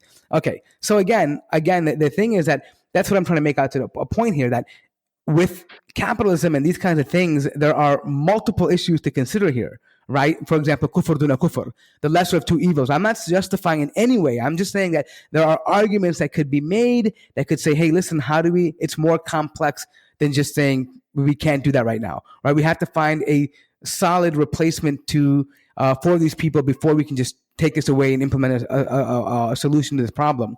With things like LGBTQ, there literally is no leeway for this. I mean, there's in no shape or benefit do we have to encourage this, because it's not part of the system right now. We didn't come into a system where LGBTQ was allowed. Why should we then embrace that and make it allowed? I don't understand that rationale there. Because it's not about allowance. It's precisely because you think one issue is complex and the other one is simple. The irony is that there's no way you can divorce patriarchy or heteronormative forms of sexuality from capitalism. LGBT is not just saying, hey, accept us, allow us. The whole movement or understanding, or put under the umbrella of feminism and queer studies, is to understand the crucial ways upon which sexuality and gender are constructed in this current system. A, to harm, B, to manifest into various different labor practice or whatnot. The reduction of LGBT to say, hey, accept us and accept us alone is one branch of it. And so for you, when you simplify it to just that verse, look, capitalism is complex, the whole thing is complex. And my whole argument here is... I disagree, Asher. My whole argument is I disagree with this. My whole argument is not to say, hey, if you accept this, accept that. Or if you don't accept that, don't expect that. I'm not saying that at all. I'm saying the whole point is there is an implicit problem in the argument where we focus. And you're talking about making alliances and allyship between one group and sooner or later having to succumb to their worldview. Well, how does that differ from those Muslims who align with Trump, or those Muslims who align with the Emirates, or those Muslims who align with Qatar, or those Muslims who align with Christian think tanks to save Muslims in the Middle East? The whole point I'm making is the entire system compels you to perform a particular type of Islam in order for it to function. So the resistance should come from all aspects, not just the left, but also the right. That's my point. I'm not interested in rescuing I get that, but then the problem is, Yasser, is that you, again, like I said, the capitalist system that we've come into has been in existence. We didn't start this, right? We didn't endorse it. We came into a society where it existed already, right? Muslims didn't come into the Western world, Australia or Canada, America, and say, yes, we're going to embrace capitalism and that we're going to advocate for its behalf. We came into a system for economic reasons, and we came here because it makes us money. We didn't have a say in it. Right now, Muslims have a say. Second, third, fourth generation Muslims have a say in policies in the country. And you're asking them to say, well, never I'm not mind. Huh? I'm not. Have a say. I'm not asking you to say yes or no. Let me finish this. But okay, but you're saying have a say along with LGBTQ. When we have a chance No, to say, no, you wait. You're saying that. Listen, hold on. I mean, you can't have it. You can't have it both ways, Riasu. You're saying that. Listen, criticize everything else, right? And also, but then just don't focus on LGBTQ. And what I'm trying to tell you is that other things have already been in existence. This is a unique opportunity for Muslims to make a dividing line and say, hey, we stand on the moral conservative side of issues, not the liberal ones on this particular issue. We don't need to embrace that to gain their support. Let's make it very clear, Yasser. The only reason why Muslims are embracing LGBTQ is because they want support from the left. They want Democrats in America, specifically in America, to say, hey, we will advocate for Muslims. That's why they do it. They don't really care about LGBTQ, Yasser. Let's not kid ourselves. They don't care about that. I don't know. I don't have this access to why they do it or why they don't do it. But to the crux of your argument, we've arrived late or Muslim Americans have arrived late in the scene, and so therefore they get a say on the what policies can be shaped around LGBT. Have a say. I'm not denying Muslims to oppose, or I'm not denying that at all. I'm highlighting one particular problem here, and that particular problem is that somehow we've heightened the moral anxiety around private sexualities, and they may not be just private, they may be an agenda, sure, all right, but all of a sudden we're like, hey, capitalism is neutral, and all the excessive violences it creates, including propping up wars. Well, we came late to that. That's not morally sound. You're not late to wars. You're not late to the Iraq War. You're not late to what's happening in the Mideast now, you're not late to what Donald Trump is doing. You're right here, right now. Absolutely, and that's why we protested. I mean, look, sure, there are Muslims who support Trump. Of course, there are a minority, but for the most part, most Muslims are against Donald Trump. They were against the Iraq War. They're against the Afghan War. I mean, let's make no mistake about it. Majority of the world, the Muslim world, looks towards the American Muslim to see how they behave. Right? They see the protests coming out of America. They see how we behave to that. I mean, one of the forerunners, or the forefront of the anti-Iraq war were Muslims. I mean, they were there, right? So it's not like they're just sitting there idly, but it's about our interests, Yasser. And the thing about this is that when we talk about LGBTQ, it's not just about we care about what's happening in your bedroom. I don't care if another man wants to lay with another man. It makes no difference to me. The problem is when you try to normalize it and make it part of a school curriculum, when you try to accept me to force me to call you by a certain gender name or violate my own principles to accommodate you. That's when it becomes a problem. That's what we're protesting. We're saying, hey, if you want to go out and be what you want to be, do it. Actually, honestly, I will tell you this much. I'm an advocate of saying ban the government from even acknowledging marriage. Marriage should be something that religious institutions recognize, not the government. It should be recognized as civil unions. That way, there's no issue. If two gay couples want to live together and the government wants to call it a civil union, by all means, I have no problem. They're equal in that sense. But for me, the idea is that marriage is something that is rooted in a religious tradition. That's all that I'm trying to say here when we talk about this issue. It's not that, and so otherwise I don't care what private people, what they do. And the other issue is that it's not just, that's the only part about marriage. The other thing is the agenda they're pushing in schools. They're teaching 7 and 8 year olds that, hey, there's two dads, there's two moms, right? These are kinds of things that would trouble you you have children. Do you want them to learn these kinds of things and forced in a curriculum in school? I don't. So to answer your question directly, I don't want my children to be sexualized or understand these sexual questions up until they're ready and they have a solid Islamic foundation to be protected from certain things that could bring them harm, right? So the care here about children doesn't have to be juxtaposed to the care for having proper and meaningful debates around the way certain sections of community are punished. So now, The reason why there's an attempt to normalize is because there's a direct relationship between being punished for not being normal. And that's not just about queer communities, it's about all of us. All right. So, of course, LGBT activists and whatnot are going to try to normalize their way of being because they're coming off the back of decades, if not centuries, of being persecuted for being sexually quote unquote deviant, perverse, and different, and so forth, right? Precisely by a society that buries all of its perversions beyond, what's acceptable out in the public. So lots of things are happening. Like you're right, Muslims came late, but homosexuality precedes all of this. It's existed well before the formation of America. So I'm not interested in here saying I have to choose between my children or have a proper conversation about how not being normal punishes us. No, I can have both conversations. I can do it in both ways. And again, the problem here for me is the kind of this to use a pun, the slippery slope of the argument we're taking, that if I'm saying, hey, you either understand the entire American political project rather than focus just on the left, or you don't. And then inevitably the whole debate comes about this moral panic about what the left is promoting. Let's say I agree with you, man. Let's say I'm with you, bro. I'm totally with you. The left is, okay, morally repugnant. And I'm not going to, and my whole point has been from day dot is to say I'm not going to neglect or align or side with the right just because I disagree with the left.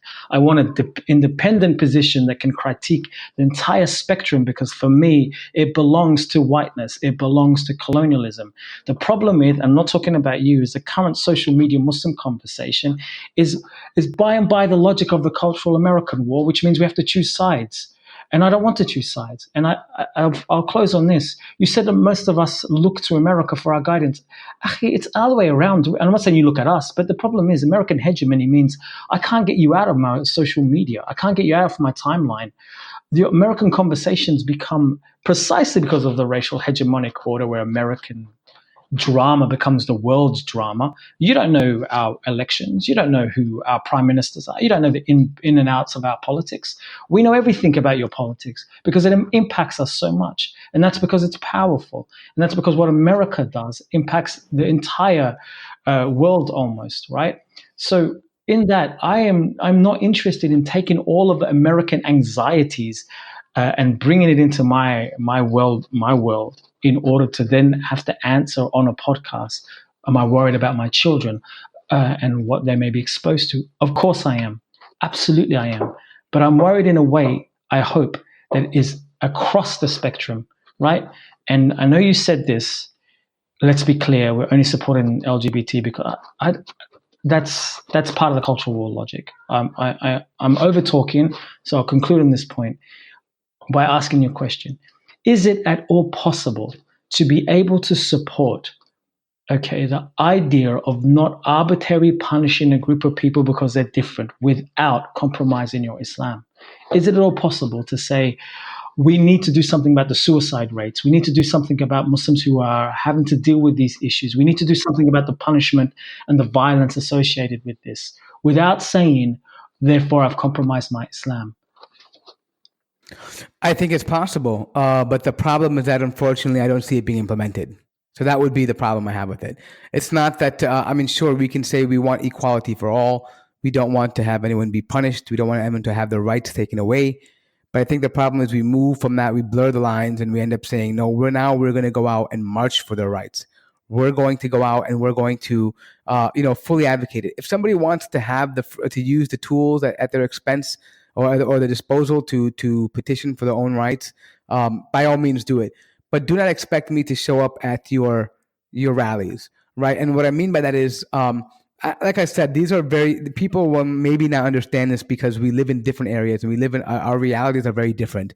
But we have LGBTQ or whatever group you may have. Let's say let's just call them Group X, because I don't want to focus just on gays and lesbians, right? This could be anything. It could be zoophilias, pedophilia. It could be anybody. Who cares? Anybody. It doesn't matter, right? Pro-abortionist. It doesn't matter who you bring in here. I'm just saying anybody that is morally opposed to what we believe in. All right. Group X can come in. They will come to our rallies and say, we support Muslims, don't deport Muslims, don't ban Muslims. That's all great. I welcome that. Hey, if you want to come in, sure. I'm not going to tell you not to come and advocate for us. But if you expect it to be a return, like reciprocity, that I should come over there and petition for your right to be gay and get married, or to kill your babies, or to, to legalize your drugs. No, because if you do that, if I do that, for me, I believe I'm compromising my Islam.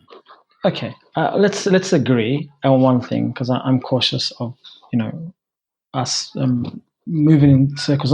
Not saying that's happening, but let's agree. In almost all forms of when we're forming allies and so forth, there is a hidden contract sometimes, an expectation. And yeah, sure, I can agree with that. And then it's up to you to be brave enough, strong enough, wise enough, clear enough thinker to be politically governed in a way where you're aware of these contracts and when to resist and when not to resist. So I don't think it's impossible. Absolutely. I mean, I exploit or use socialists when they need to say something about anti-race, and then other times I find them as racist as the thing that I'm fighting. I've never signed a contract that says under all conditions I will silence myself when it does not suit me. So yeah, absolutely. And I'm going to return to my initial point. These hidden contracts are everywhere. That's the whole point of being racialized. That's the whole point of us wearing masks. That's the whole point of us having to dabble in our white voices, white subjectivities and whatnot. That's the whole point, is that we have to mitigate and tailor and censor ourselves everywhere, not just with these issues, when it doesn't suit those in power. Whether those in power in this case is our other leftist group, or those in power are our bosses at our investment banking, whatever. It's always the case. The only point I keep highlighting time and time again, to the point that I become and sound like a leftist, is there is no point. It's bad politics just to highlight one side. That's the only point I'm making. And that bad politics is inevitably a product of, I think, the very thing that you're charging leftist Muslims doing. It's a product of right-leaning Muslims taking too much of the worldview from conservatives. So let me ask you this. So I'm assuming this has a lot to do, because you mentioned earlier, I don't like a name drop, but this has a lot to do with people like maybe Daniel Haqiqatjou, right? Like his maybe leaning to the right. So would you say that it was because people like him, I don't want to make him as a primary example, but people like him you feel they don't criticize the right enough in policies? Is that what you're trying to say? And they're harsher with the left than they are with the right? Yeah. Is that your number one complaint about it? My number one complaint is he doesn't know what he's talking about. My number two complaint then would be that it's fine. I'm not sitting here measuring how much he attacks the left versus how much he attacks the right. I'm measuring the posturing of saying that the big problem here is the left. And that posturing comes at the expense of a far more holistic view of the way racism and colonialism works. That's what I'm against. Like, I'll give you a small example. So let's say Saudi Arabia, and this is a caricature again. Let's say Saudi Arabia over polices issues related to gender and sexuality, but under polices its relationship with America in regards to foreign policy, and under polices the royal family for all sorts of, let's say, non-normative Islamic practices. That relationship means that it's gaining its legitimacy of being a defender of traditional Islam in one part of the issue, and that is gender and sexuality, while neglecting its defense of Islam at another part of an issue. And that's the criticism. If you are going to set yourself up as a new Salah ad-Din who's going to rescue us from the Crusaders, if that's your persona, if that's what you're going to do, my God, you can't just focus on X, Y, and Z issue of other minorities while being incredibly cozy to the point where you write blogs about, hey, the white supremacists who are a couple of days away from shooting up mosques are like, deep down beyond their KKK masks are really Muslims in disguise. That for me is a deeply, deeply problematic politics, which means to me that your angst is not the lack of traditional Islam. Your angst is that you belong to an American cultural wars and you're anti-leftist. Be anti-leftist. I don't care. Be anti-leftist. Just don't put a kufi on and call yourself Ustaz or Sheikh, defender of the deen. That's problematic for me as a decolonialist, because my whole point is we need to create a horizon upon which all Islamic articulations of politics can be contested. We don't need to fall head over heels for the American cultural wars like the likes of Daniel H. do. Okay, so then I would say that likewise, the same should be said about Muslims that support CRT as well too. Like, let's just say that you support that idea. It's not really a matter of Islam. It's just a matter of supporting something you believe to be a social injustice in the world today, and you feel like this is highlighting that. I mean, I think we should separate the two. I have no problem with people like DH separating from Islam and saying, well, this is not really, it's my own personal bias. No problem, fine. But I would expect that people who support other things like CRT or pro-abortions or whatever it is, they are in their own interest as well too. It's their own bias. I mean, I don't think I have an issue with that at all. If that's the main issue for me, like I said, and I can only speak for myself. Now I'm speaking for myself here when I say that my opinions on things, and I try to have it as much as I can, is that that I try to see where I am as a Muslim and the way I understand Islam. And from that point, I say, okay, well, I agree with this issue or this policy because it is in line with my understanding of Islam. And if that issue falls with the right, in line with the right, then I guess on that issue, I'm with the right. And if it falls in line with the left on that issue, then I am a leftist on that issue. I don't see that I have any allegiance to any of these parties or groups because they don't have any allegiance to me.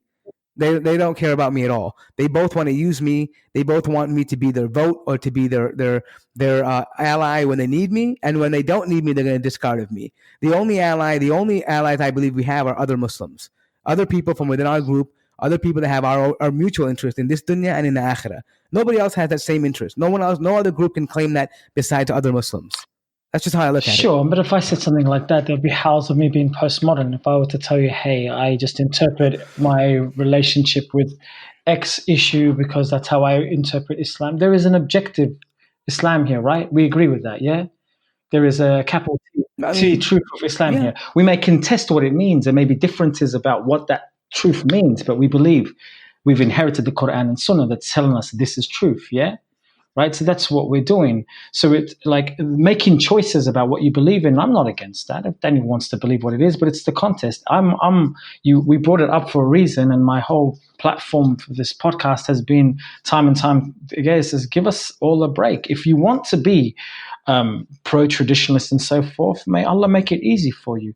But it seems to me deeply problematic. Like as you say, that you can't see at what point you're benefiting from kufr, but you can see at another point where somebody's dabbling with bad social justice warrior, etc., etc. That for me seems to me like a bad politics. I'll say it time and time again. If you're incapable. So let me ask you this though: have you ever considered criticizing what you don't like about CRT on a public platform? Of course. I mean, okay. So here's the irony of all this. Both my book and my PhD and the various articles that I wrote were all critical of the left. All of it, like every aspect of it. I made a political career, quote unquote, if you can call it that, by attacking, critiquing, and anti-racisms in moderate Muslims, right? Especially in Australia. I am not leftist, pro-CRT or anything. CRT is an umbrella term that has within it various contexts. I'm actually critiquing bad anti-racisms. Now, what type of anti-racism am I critiquing? The type that are dependent on acceptance, tolerance, respect, contact theory. I think all of these things are inevitably belonging into a progressive language that divorces itself from real material, concrete realities that racism built. So yeah, I critique it all.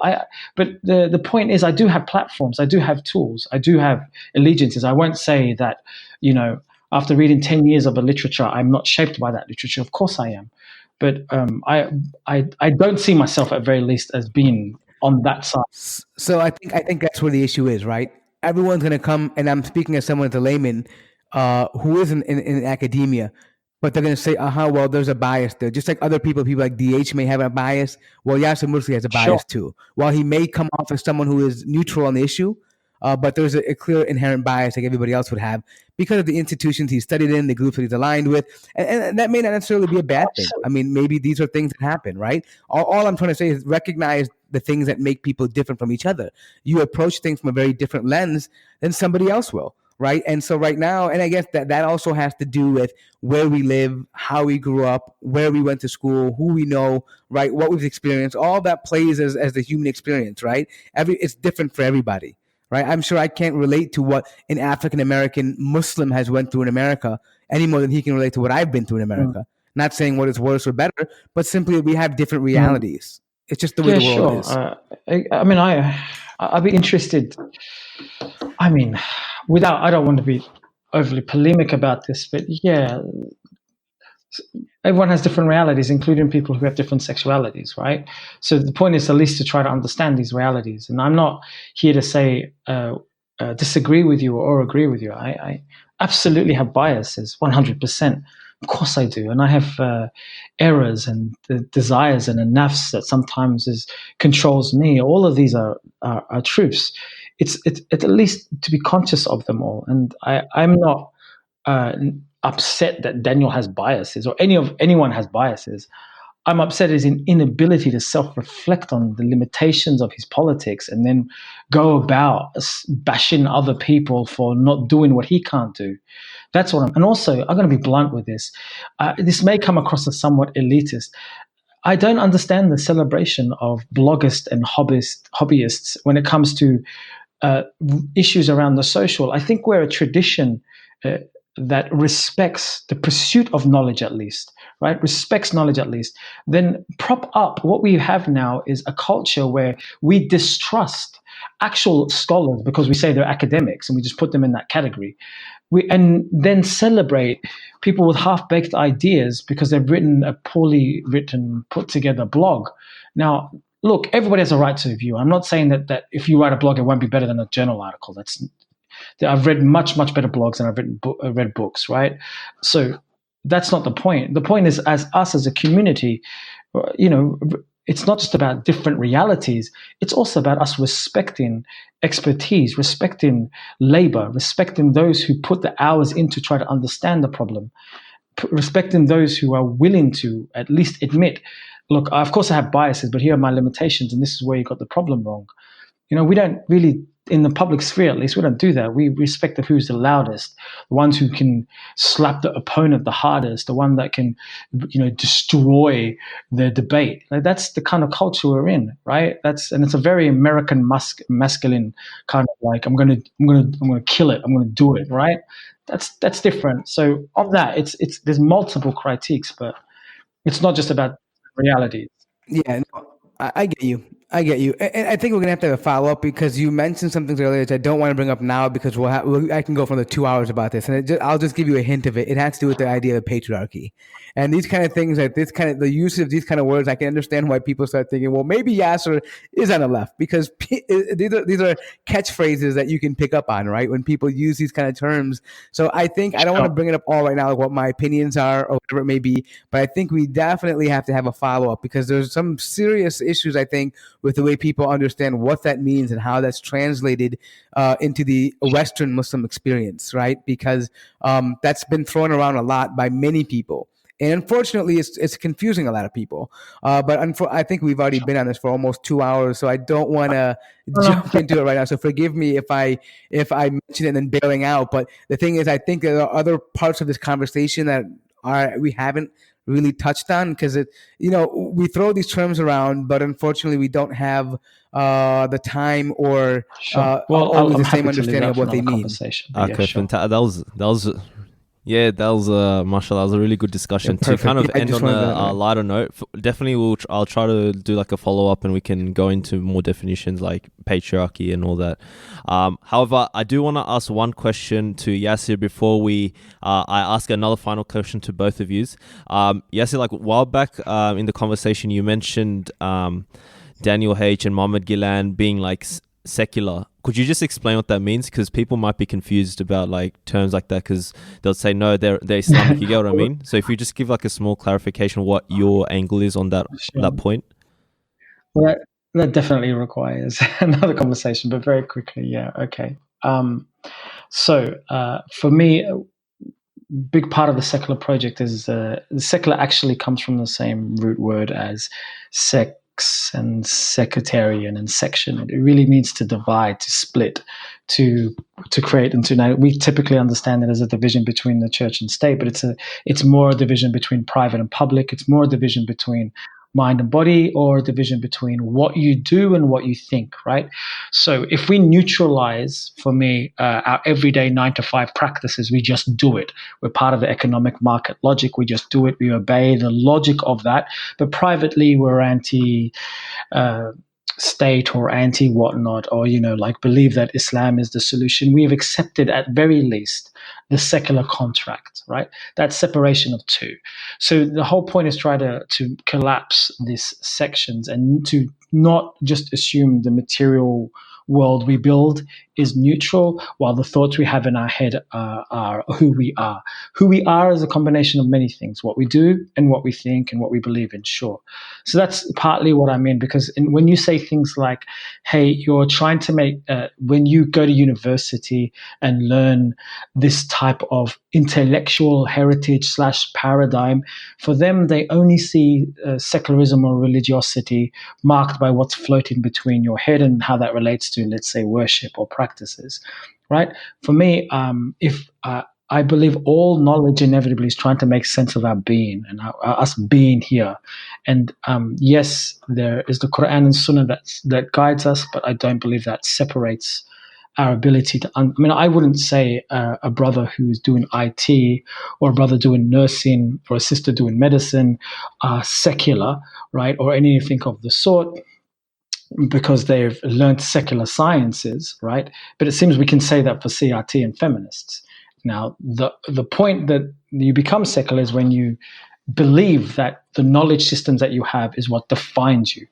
I don't think it's that at all. I think it's the world is what it is, and every knowledge can bring us closer to Allah subhanahu wa ta'ala if we're governed in the right way and if Allah allows it. Definitely great insights. I just want to ask like a quick question to both of you to wrap up the episode, to end on a lighter note. So the question is, if you had to choose 3 people to chill with in a cave, be it in the who's living currently or even has passed away, who would it be? I'll start with Mort. Do you have any 3 people that might have shaped you or you derive inspiration from? But you can't include Rasul Sallallahu or the Sahaba because everyone's gonna pick them anyway. So it has to be. Let's just assume they're already in the cave. Who else would you pick? 3 people to hang out or have a conversation with? Okay, I would definitely. I mean, are we not allowing Sahaba either, or are we just? We'll just assume they're already there because everyone's gonna pick them. We want to hear more unique names. If you get what I mean? Okay. Okay. Interesting. I think I would definitely like to. I would definitely love to have a conversation with Ibn Khaldun. That would be one of them. On some issues. The other person that I would like to probably sit down with would be Malcolm X would be another one. I would like to sit down with him. Yeah, definitely. And a third person that I would take in history would Imam Shamil from the Caucasus. MashaAllah. What about you, Yasir? Oh, man. Daniel H. Muhammad Jalan and Malcolm X. Let them complain about whiteness. Yeah, that's actually pretty interesting. Let them complain about whiteness. You can make that happen, inshallah. It doesn't have to be in a cave. It can be, I don't know, inshallah. Fly everyone anyway, out. I just want to repeat this just in case. Look, this isn't about any animosity or anything like that. I believe. Hey, wait, before you tell that, don't you and Gilan live over there? Or Gilan, why don't you just go over there and talk to him? I mean, what's the problem? I don't have problems. Wallahi, for me, this is just an intellectual. Because I feel like a couple things were directed toward him in the episode. And if I was in your position, I mean, if I was in Australia, I'd probably just roll up on him and say, "Hey, what's up? Let's have a conversation." Yeah, that's just my nature, you know. Yeah, Yasir and Mohammed Gilan had a event here locally, and let's just say I was in the crowd. It wasn't how it panned out to be. So there's some I feel like I have a responsibility to say this, and so forgive me, because I mean, I don't mind dropping names, but I hope it's only tied to their work. I don't know them personally. I have nothing against them personally. I'm only speaking about what they do in their work, and I have no animosity whatsoever. This is a contest of politics for me. So may Allah make their lives prosperous and bring them closer to Him, and inshallah they are a benefit to all of us. Allahumma ameen. That's what I feel. I feel like anyone who's trying to benefit Islam, may Allah make them successful. Allah ya'inahum. But the thing is that I also just feel like that sometimes we get caught up in worrying what other people say. And I'll be honest, I might take it as nasiha or not. I'm nobody, but for me, I'll be honest, I don't really pay attention to what most people say or do. I have my opinions and I speak them. And if people like them, they listen. If they don't like them, we keep it moving, right? It's just how the world is, right? You know what I mean? Yeah. You can't force people to understand the way things that you do, right? You can only make a passionate case for what you believe in and hope that you're able to make an impact on people that listen to it. Yeah, alhamdulillah. I agree. I mean, and I'm off social media partly because I think it's also important for us to grow in ways that isn't just about opposing what other people believe in. So yeah, totally with you there. I know, before I conclude, I know we dropped a lot of names there. For us from Boys in the Cave platform, just to make it clear, like, we don't necessarily have allegiances or alliances. I've gotten accused, I don't know why, like bringing, quote unquote, people who say like, oh, you just bring on leftist thinkers and have conversations. They're like, we, as a platform, we realize like someone like Mohammed Gillan, we've had him like 2-3 times, and I'm good personal friends. I'd like to say that about him. He's done a lot of good for the Ummah and other people in certain areas. All we're doing as a platform is just facilitating conversation, and that's why I wanted Mort and Yasser to have a dialogue today. So that's what I'm trying to do and facilitate as Boys in the Cave. But Jazakallah khair to Dr. Yasser and Mort for coming on Boys in the Cave. It was really fascinating discussion, differing viewpoints. Sometimes you agreed here, there as well. So I think inshallah the audience can learn from the discussion, and inshallah we should definitely have a follow-up conversation as well about other issues. Barakallah fikum. Thank you for that, brother. Yeah, inshallah we will. Just let me know. I know time differences can be different because it's about 1:40 a.m. here. Oh, wow. So. Yeah. Apologies. I was gonna pull you up like, oh, you want to stop it here, but you're like pretty fired up and you kept on going. So I'm just gonna leave it. So that's why. I told you before in the WhatsApp group, I can argue and debate anytime. So you have to kind of wind it down. I can go all night. I lose track of time, and but alhamdulillah, lucky tomorrow's Friday, so I have a half day in. So Jama'ah, so we'll be okay. Next time, inshallah, we'll make it our late night, so you can. Yeah, we'll keep you up at 2 a.m. in the morning and see how sharp you are. Alhamdulillah. So for our listeners, thank you for giving us your attention. If you have any questions or queries, you can definitely email us at info@boysinthecave.com or find us on Facebook, and you can follow Journey through Instagram. You can leave us a 5-star rating on iTunes, as that greatly helps us. You can check out Yasser's content. He's on social media. Actually, you've deactivated for the time being. Yep. I'll put your... I don't know if you have a new book coming out, right? From what you've said online. Yeah, I'll be back for that, but I'm taking a break. Alhamdulillah. Okay, no worries. I'll link something else, maybe one of your works, and I'll link Mort's channel as well. People can check out his stuff as well, inshallah. So from our special guests, Dr. Yasser Morsi and Mort from the Mad Mamluks, we wish you all the best. This is Tanzim signing off. Assalamu alaikum. Alaikum salam.